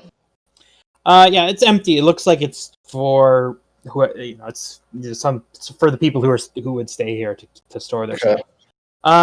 One of you, okay, you said you were checking the wardrobe, right, Andrew? Yeah. Anna, make a perception check. Okay, you hear a squeaky floorboard outside. Someone's running. Someone's coming. They're towards us. You can't tell that. You hear someone running. Yeah. Let's get out of here. Okay, you emerge from the room to see a Izzet Electromancer with one foot outside the window. She sees you, gasps, Yeah. and like sprints down the stairs. Wait, who? It's Faelish. It's She's- Faelish? Yeah, you see that the door, like this door, one of the locked doors, the one on this side, is hanging open, and she's making a break for it. What do you do? Down the stairs. Yeah, she's running down the fire escape. Do you want to chase her? Yeah. we're chasing. Okay! Chase conflict. She's running for her life. Conflict. You've been playing too much Torchbearer. There's rules for it in D&D. All right. I start yelling, Janik! She's here! I'm not sure if he can hear us while he's saying.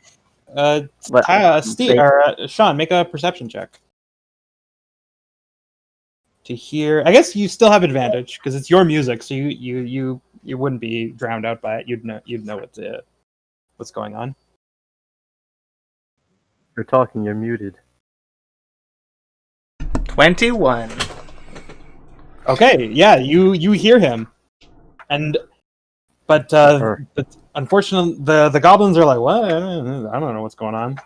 They don't seem to be any of the wiser of what's happening. So yeah, you can join the conflict if you would like. Yeah, and then that's when I end my solo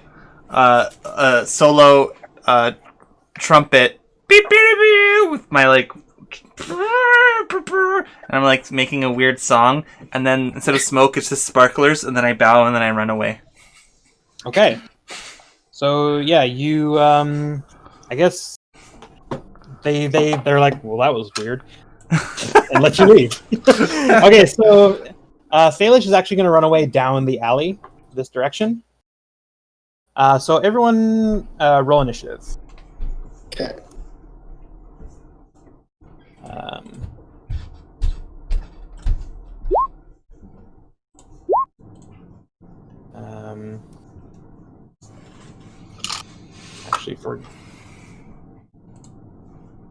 Actually forgot to give her a character sheet. So hold on just one quick second.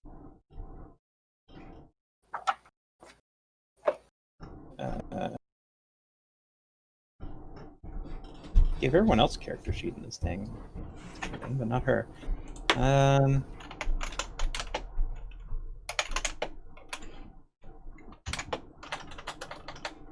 Chapter 6. I'll just use basic person and say it's her.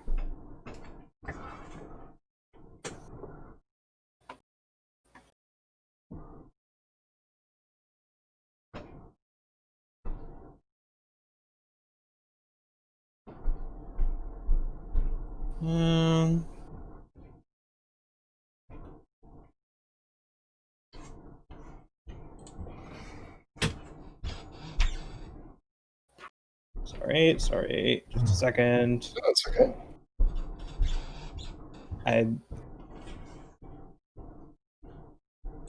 Here we go. Okay. I will just.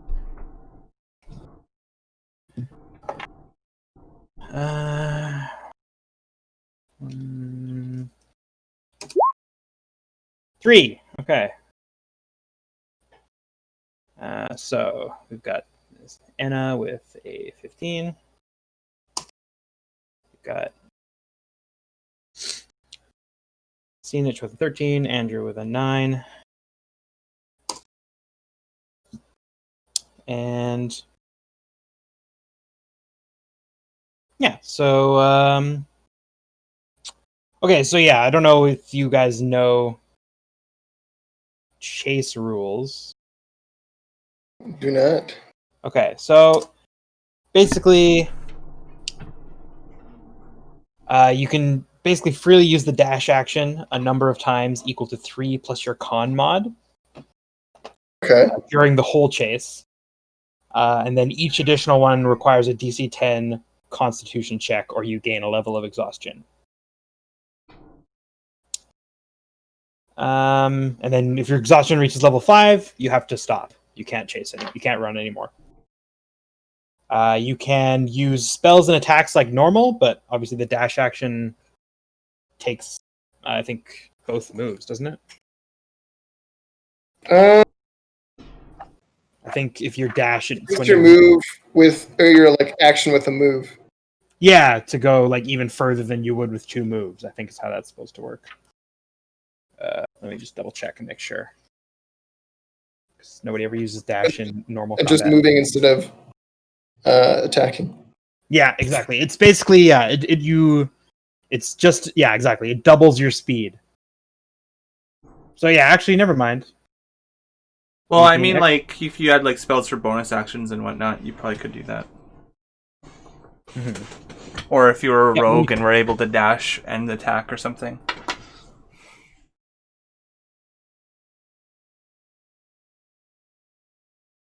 Yeah. But we're just normal people, so we're just gonna run down, exactly. probably. Yeah. Okay. So yeah, and then you can take spells, and yeah. If neither side gives up the chase, the quarry makes a stealth check at the end of each round, and it's compared to your passive perception. So unless if they're out of your sight. Right. So yeah. Okay, go ahead, Anna. What are you gonna do? Fairy fire before she You're- goes down there. Sorry, you're gonna cast or- Fairy Fire? Yeah. Okay. So she becomes way more obvious Okay, if we sounds lose good. the crowd or something. Oops. I think she just makes a dex save. Okay. Sorry, I wanted to read it, not to put it up out there for everyone. For Yeah, myself. Yeah, dex save. Okay. 8. I think my save is 12. Yeah. Then I just outline her in like bright green, Okay. and then I say, "Get her!" and I start running towards her. So yeah, you'll move after her. Okay. Sinich. I dash. Okay. You do that. So that's I'll track Andrew. it. Yeah.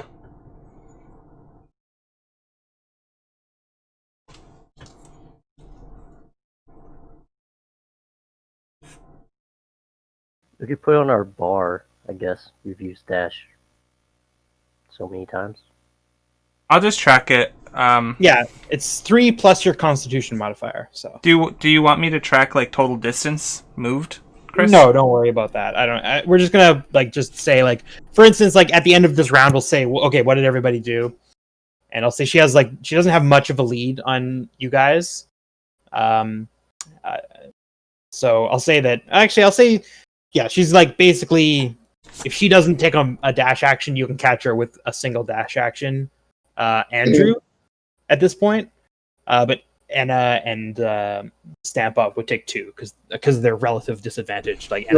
Anna stopped this turn to cast a spell, so she's kind of fallen behind a little bit. But it's up to if you cast a spell as well, then she'll fall a little behind, but it might be worth it. Yeah. Right. I'm gonna count the number of moves, and I've put myself at a -1. So Yeah, that's exactly what I would say. Well, I would say you right now you started it as -1. No, yeah, And you dash. You're at a -1. Yeah, exactly. And Yeah. Anna was. Yeah. Okay. yeah. So I have Anna's now If 1. you take a dash and action I have and she 2 doesn't, moves. then you'll catch her. Yeah, exactly. Yep. You're 1 behind her. And then I'll give the other person +1. That's what I think what we want. And at the end of the round, if we're equal, then we caught them. Yeah, exactly. Here, let me just say. 0, 1, 2, 3. And yeah, I'll say that I'll use Tyler to represent to Faelish. She'll always be 0, and then I'll just mark out how far you guys are behind her. Okay. So Andrew and Stampov are 1, depending on what you do, Andrew, and then Anna would take 2 actions to catch up to her, as is currently. So Andrew, it is your move. What are you gonna do? Run after. You're just gonna dash after her? Okay.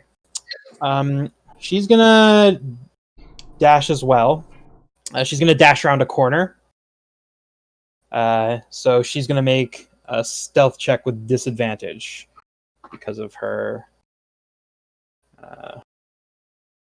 Just because she dodged around a corner, but she's brighted up. So, I don't forget how to do disadvantage.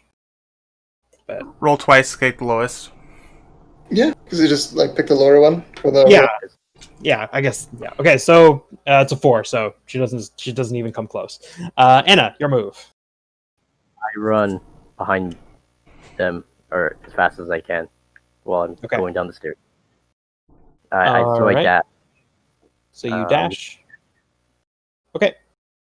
So you're catching up. Well, we'll see what she does at her turn. Sinich. I'm going to dash also. All right. So it turns out once she rounded the corner, she was no longer running from you, and she has drawn a rather intimidating-looking weapon. She says, "Don't move," and it's got a little It basically looks like a flamethrower to you. Christ, Hmm. scared of daggers. And so yeah, it's basically a flamethrower. It's like it's okay. Let me put it this way: it's not actually a flamethrower, but it looks very hot and very dangerous. Okay. And it's like hissing, and it's like the size of like a fairly large. Well, I'm gonna make my move all the way as far as I could, which, as far as I could tell, yeah. Okay. So yeah, basically she's just like standing about 10, 15 feet away from you, and she's like kind of menacing you with this very intimidating looking weapon. Mm.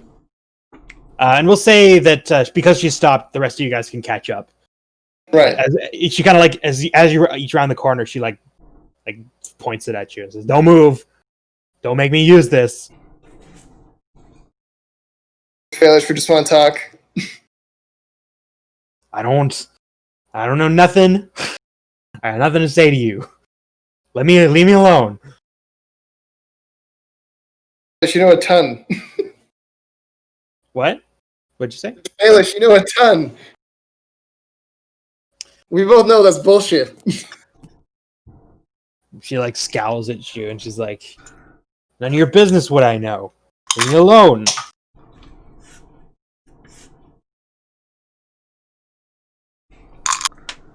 We're not even here for you. We're just here for just a goblin. Cranko. She's like, "I don't know who that is." Oh. Dad, you do know. What's going on you with your house? Come on. The amount Sorry. of bullshit we went through to find you. Like, well, even if I mean, everyone knows him, but so what? She like, So she you, like, you she's know. like, sorry, go ahead. So you know them. Wait. Everyone, Where he Every- is. Wait. And I like turn to them. If she didn't help him, then who has him? Or did she help him? Is she lying? I don't know. Yeah, Can we insight check? No, almost you certainly. cannot. okay, well, let me put it this way: she obviously knows who Krenko is. I didn't even make you make a check for that because it was so obvious that she was lying. We didn't ask her if he's escaped though. Did you help All right, make him escape? make an insight check. She says, "No, what are you talking about?" Insight check? Yeah. I don't even know what insight did. Wait. I'm guessing. Should we all do this? I'd say just one of you, Okay. but who any of you can make it. I'll say, but only one of you can. My insight's pretty good, actually. Never mind. Okay, so yeah, you can make it by all means. Rolls are crap. It's fine. I'll roll a 20. Okay, so you can tell, like, she knows who Krenko is, and she knows, like, that he is, like, he is a client of hers, but she didn't help him escape. She's like, no, I'm just doing work for him like always. Even And you think that that's the truth. You're pretty sure that's the truth. so she knows where he is then. No, She said I mean, that. No. She's like, look, I just dropped off the stuff here. I was supposed to drop it off tonight, but you guys came to my freaking house last night and I didn't know what to do, so I came here and I just dropped it off. I gave them all the stuff that they wanted, and that's all. I don't know anything about what they're gonna do with it. Gave them what? Who's in there? Is that Craigshaw's gang? He's like, well, yeah, Krenko owns this neighborhood. I'm just Okay. I'm just filling the order he had for me. That's all. I mean, fair enough. I heard his, God, what were their names? The brothers. The Scrap. Shattergang? Shatter. Shatter, yeah. Her Shattergang. face like Gearing up for a turf war. her face like turns like deathly pale. She's like, "You're not gonna tell them about me, are you? Who, the Shatter Gang? Please, don't say that name so loud. If someone hears you, it'll be trouble." Maybe you can give us a bit of information then. Better real information. It's like I told you everything. I swear.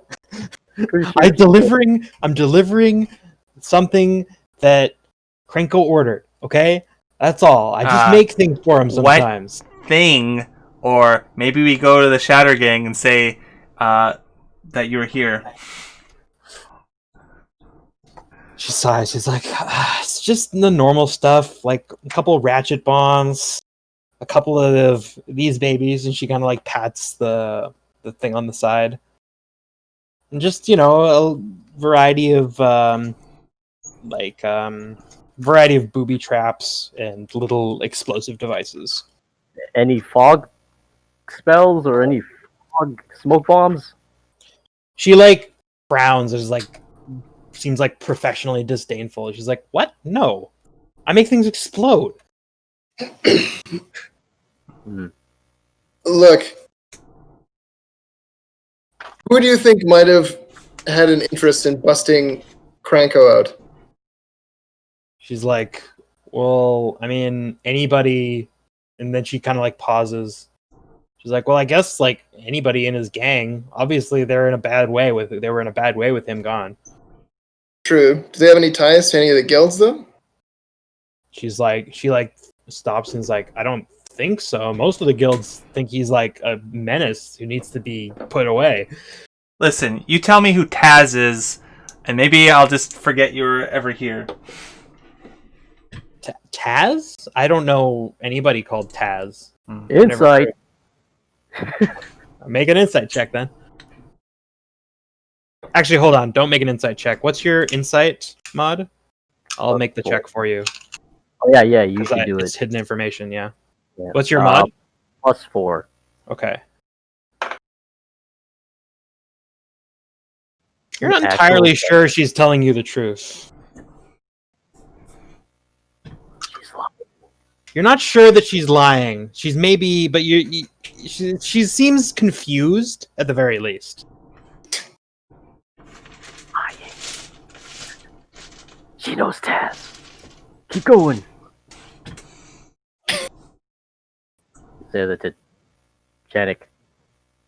Alright, well, if you're not willing to cooperate, then I'm just gonna tell the Shatter Gang brothers that you... No, please! What Please did you put it?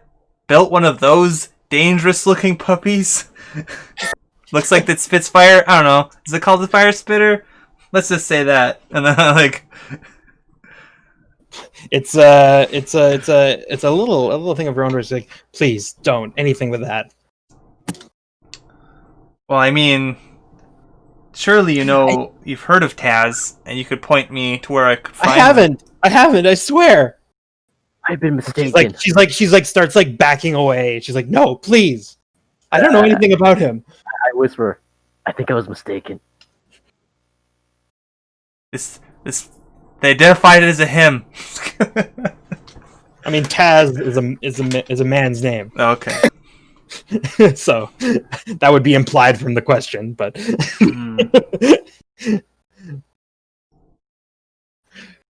Hmm.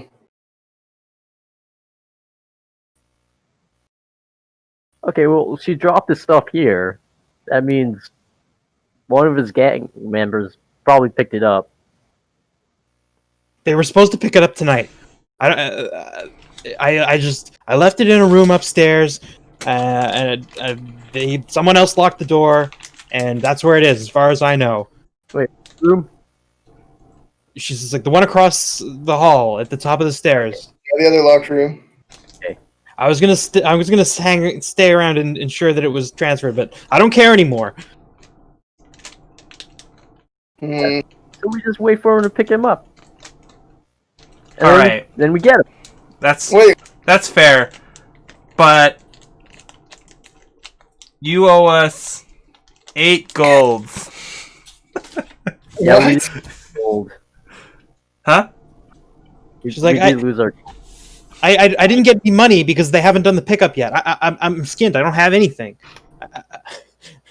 So how does this pickups usually go? They drop the money off, and then Money on delivery. Like That's, I'm up. I was supposed to wait till this evening when they come to pick them up, and they'll pay when I get it. and you've done this before, or is this your first time? Oh, I mean, a while ago, back when he was, and she's like kind of like a little more cagey about this stuff. She's like, I've made deliveries before for people who need this kind of thing, and Always in person, or I mean, how else am I going to get paid?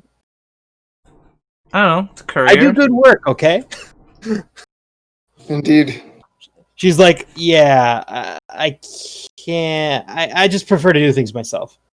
She's like, kind of like lowering her guard down a bit now that you don't seem like you're not threatening her anymore. So she's still like pointing her weapon at you, but she's not like doing anything. She's not like like she just doesn't seem like as fraught at this point. She's calming down. All right.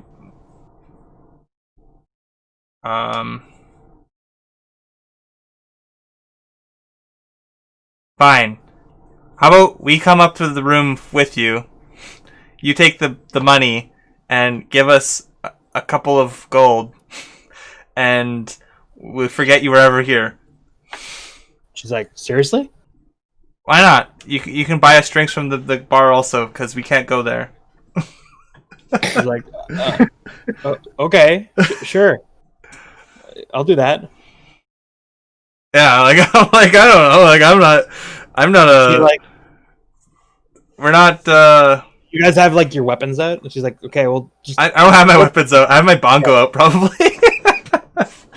She like kind of lowers. She's like, okay, fine, that'll do. She kind of like puts her weapon down. Drop the fairy fire. She like retracts it and like has it so she can like it has like a handle, and she ratchets it up so that she can just kind of hold it at her side, and it looks just like it looks kind of like just like a piece like a piece of machinery. Mm-hmm. But when she like unratchets it, it like kind of like snaps open and like lights up at the end. And there, it looks like there's a little like I asked. So she like undoes it and like automatically like kind of like hums down. She's like, okay, fine. That thing makes things go boom. What does it do? She's so cute. She's like, I'll tell you when we get back to the room.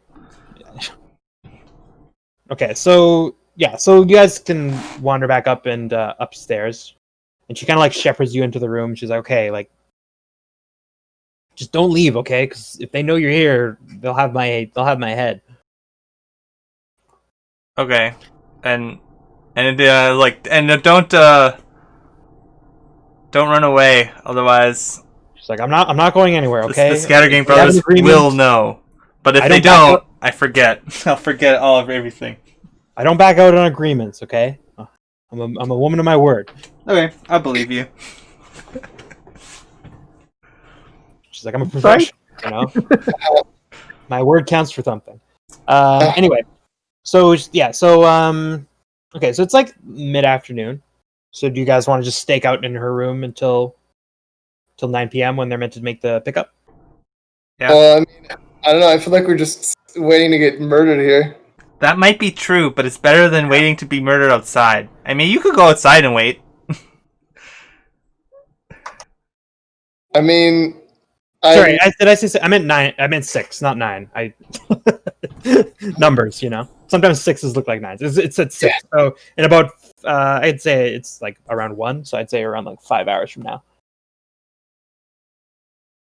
Okay, I'm gonna go just like stake out near the bottom of the escape to make sure that like if anything weird goes on down there, or if they try to like raise it. Like burn the place down, you mean? No, I'm not worried about them burning it. I'm more worried about them like closing the fire escape and then like cornering you in the room. Okay. She does say like, but if you leave the fire escape down, they're gonna know something happened. You need to raise it up, please. If Yeah, they know that, if you're they know if something the happened- whole purpose of the fire escape is to, it's easy to drop it down from up here.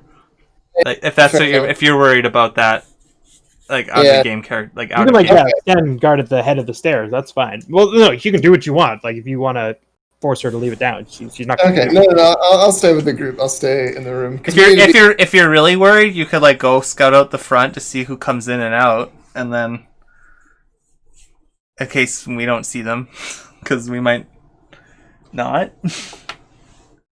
Well, she's saying that you should stay in the room in case anyone comes upstairs, but you don't have to listen to her. That's just her suggestion. It's her Yeah. call. I If mean, someone comes upstairs and sees you there, there'll be problems. yeah. There's nobody like these. She kind of explains that like this isn't like an actual inn. You can't like actually stay here. This is like Right. a stakeout. It's a front. Like this is like a front, exactly. Like people hide out here, and that's what she's doing here. Like so, yeah. And I guess I'll say like the upper room on also this one side, on the upper right side also has a fireplace that she's like kind of lit a small fire in, and it looked like she had been like roasting something over the fire and for lunch. Okay. While we wait, But I she just kind of Are we really sitting here just so she can give us some gold? Like what? I don't know. well, no, I thought you guys mentioned like that she was making like the weapons drop. That's why. Oh yeah. Yeah, wait that's for what who you were. picks it up. Because we want to Yeah. see the person and we want to follow them, probably, unless it's here. But we want to figure out what's going on. It's our only lead right now. That's fair, actually. Okay. Do we believe that Failish doesn't actually know any guilds that might be associated with Krenko's escape? I believe a lot of things. You can ask her questions. Like basically, she's going to be in a room with you for the next several hours. So Yeah. you can. Yeah, ask okay. Let's stay in the room then. Yeah. her. whatever. She'll talk. Like Yeah, I guess has she heard about Krenko's escape? Like we have. yes, she knows. She knows. She was contacted. She tells you she was contacted yesterday evening, around like 8 or 9 p.m. Someone came to her and said, "Hey, we need an order." And then she'd spent like the rest of the evening working on it, for like 3-4 hours, and then you guys showed up. But she's luckily that you had fallen into the trap. So she had a few more hours to work, so she hastily scrambled together the last few bits of the order and then booked it for here. She wasn't going to leave until like the evening of the next day. But she's like, well, she didn't know why you were there or what you were doing, so she just took everything and Yeah. What can I ask her if she was involved with Krenko's riot? Like, and I'd like to clear her. I'm not looking like I don't give a fuck about what she's done. I'm not here to incriminate her. she's like, no. Like I don't screw with the Boros or the Azorius. Like that's like I just like to make inventions. I just making inventions that explode. Like I'm not about that life. Yeah, I mean the thing is pretty cool. Can I see it? She's like, oh yeah, sure. She like detaches it and and then like immediately comes to life. She's like, yeah, it's a cool little thing. It's actually like a steam cannon. So this is a tank here. She like slaps the tank. You hear like some water sloshing around it. It's full of water, and then it uses this Mizium electromagnetic coil here to superheat it. Steam. Gives terrible burns. She seems like very excited about this idea. She like look, and she like shows like her arm, like her right arm that she was like holding the machine with. She's like, look, these are from earlier tests, and like her right arm is like laced with like half a dozen burns. Interesting. I sort of shake my head disapprovingly, but don't say anything. She's like, look, in terms of guild stuff, and she sighs. She's like, look, I really like making things that explode, and is it like they have a bit too like they don't really like it when you make weapons, and it's just what I like, and it just didn't work for me. It just didn't work for me. That's fair. still have all the tools you need, though, now that you're not part of the guild? Well, and she kind of like looks askance. She's like, I may have ways of getting stuff that I need, but believe me, people I have contacts with, they have nothing to do with any of this. Trust me. I'd tell you if I knew, but they're just slide me like Mizium or like these like coils that I can't get and stuff like that. Like I'm the one that makes the weapons, you know.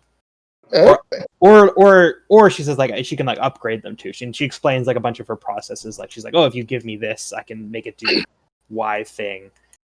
She's like, but it's all like, you know, electromechanical stuff, you know. And it's becoming clear from like what she's explaining to you that she has the ability to do that she doesn't actually have the ability to like magically enchant anything. This is all mechanical. So Okay. like, So, not that you haven't told her, but from what she's describing, it doesn't sound like the kind of weapon that was described to you, right? Because it seemed like that was like magically made somehow, and she does use magic, but not in that way. You know what I mean? I see. Because science is just magic, but she, you know, if it was like a weapon, all the weapons that you've talked about and that she's describing to you with great passion, none of them sound particularly like the one that you've been informed about. Yeah. Interesting. Well, ask her, does she know who might have been able to make that kind of weapon, or who might have? What are you describing? It was this awesome shiv thing that apparently exploded when you stabbed people with it. She's like, it exploded? Wouldn't that blow your hand off? I think it made the person explode where you stabbed them. She's like, oh. Yeah. She's like, yeah, no, I mean, the problem with the small footprint of that thing is that you need to have some serious magic going into that. And like, are you sure that it's as small as it seems? Because like, yeah, I don't know. Like I don't know. anything that would do that kind of damage, like I would need like a tank the size of a. And she like kind of like gestures to like a decent like size like a basketball with her hands. She's like, I need like a tank about this big of fuel of some sort, just to get that thing going. To do that kind of damage? Yeah, no. There's some kind of magic stuff going on there. It's above my pay grade. That's fair. Do you know who might be in touch with Krenko that has that kind of awesome magic? She's like, I mean, I don't know. The thing about goblins is, and she like makes several pseudo racist remarks about goblins, but she basically points out that like they like things that explode and big flashy things. That's why they make such good clients for her. That's the kind of things she likes to make. I'm gonna cut her off a little bit and be like, hey, we're all part of the one soul. Yeah, I know, but like, you know, goblins really like to blow things up. I like to blow things up. I get it. But like that doesn't sound like something that is traditional for a goblin, or the kind of thing that that they'd automatically seek out. It seems to me like that's not something that Krenko thought of himself. It's fair. I look at Chenik's multiple stab wounds by the goblins, and I'm like, they're fine very now. I mean, yeah, but those are just like normal stab wounds, you know? Yeah. I look over at him. Nothing magical about them. Just knives. Yeah. I think he's implying that I'm very forgiving. It's like, hey, it was my fault for getting too brash. It was. I need to find serenity and work on that. Some rapid character development. Not as rapid as you think. Nothing like getting stabbed multiple times to do a number to your worldview. No, he's prepared to get stabbed multiple times again. It's fine. Is there anything else? Any other questions you guys want to talk about, or any discussions, or any questions you have for her? I have a question related to the amount of time. Is this long enough for a long rest? No, I will say you can take a short rest though. I don't gain anything back. It's only going to be like 4 hours until the guys show up, so you're definitely not going to have enough time for a long rest. I'm gonna try and pick my spells now. Yeah, go for it. The spells I want. So I don't feel like I'm cheating if I cast something. I'm just going to pick up my pet spider, my white pet spider, and just start petting it. Just doing tricks and random things. Okay. 4 hours in a room with 4 people sitting. Yeah. My character is actually quite interested in discussing like exploding inventions in science with. Sure. If she wants to talk about it, I'm willing to just keep bantering with her. Okay. That's fine. You guys can indulge in your mutual scientific interest. Yeah. I will say, go ahead and make just a raw charisma check. Charisma? Yeah. Actually, you can add you. Actually, yeah, no, you can make a I guess intelligence arcana check instead, just because you guys are both interested in that. Okay, 18, yeah. So I'll say that you guys get on really well, and you have a lot of conversations about the relative magical arts. Obviously, a lot of the stuff that she mentions is a little like too. I think you guys both really admire like the hands-on stuff from the sound of it. Mm. Like you get it. When you describe like getting into someone's guts and kind of mucking about in there and seeing what you can do. She has the same enthusiasm for like when she's like opening up the belly of a machine, so to speak, and really Right. getting in there and just seeing what things do and that creative, inventive. Well, that creative, inventive streak really. Right. You guys really hit that off, and yeah, she seems quite pleased and is it's like, yeah, well, if you ever, I mean, she's like, obviously, our fields are similar in some ways, but I can't imagine you'll have much need for my particular expertise. But I appreciate the conversation. So yeah, she likes you. She thinks you're cool. So actually, I'll say go ahead and stick her on your character sheet as a potential person that you can come talk to. She mentions that she has contacts in the Is It League. She's not a member officially. She's evasive about what exactly caused her to leave. So we'll leave that. She doesn't. When you ask, she's kind of like dodges the question. She's like, it just wasn't right for me. She basically says. Right. But yeah, you can definitely talk to her again if you have questions about the Is It or have need of her in some way. She'll definitely talk to you, Andrew. So yeah, I don't know. How do you guys feeling? You guys want to keep going, or are you getting tired of playing? Getting tired of playing, but because you guys haven't really gotten like to the big combat set piece that I'd planned. Well, you had like a minor, like this is like the secondary one. So I was thinking like either one of these two things might be enough for a session. So if you guys want, we can call it for the day. I'm actually good to call it there, just because I think if we're going to go into the next thing, we'll probably spend a while on it.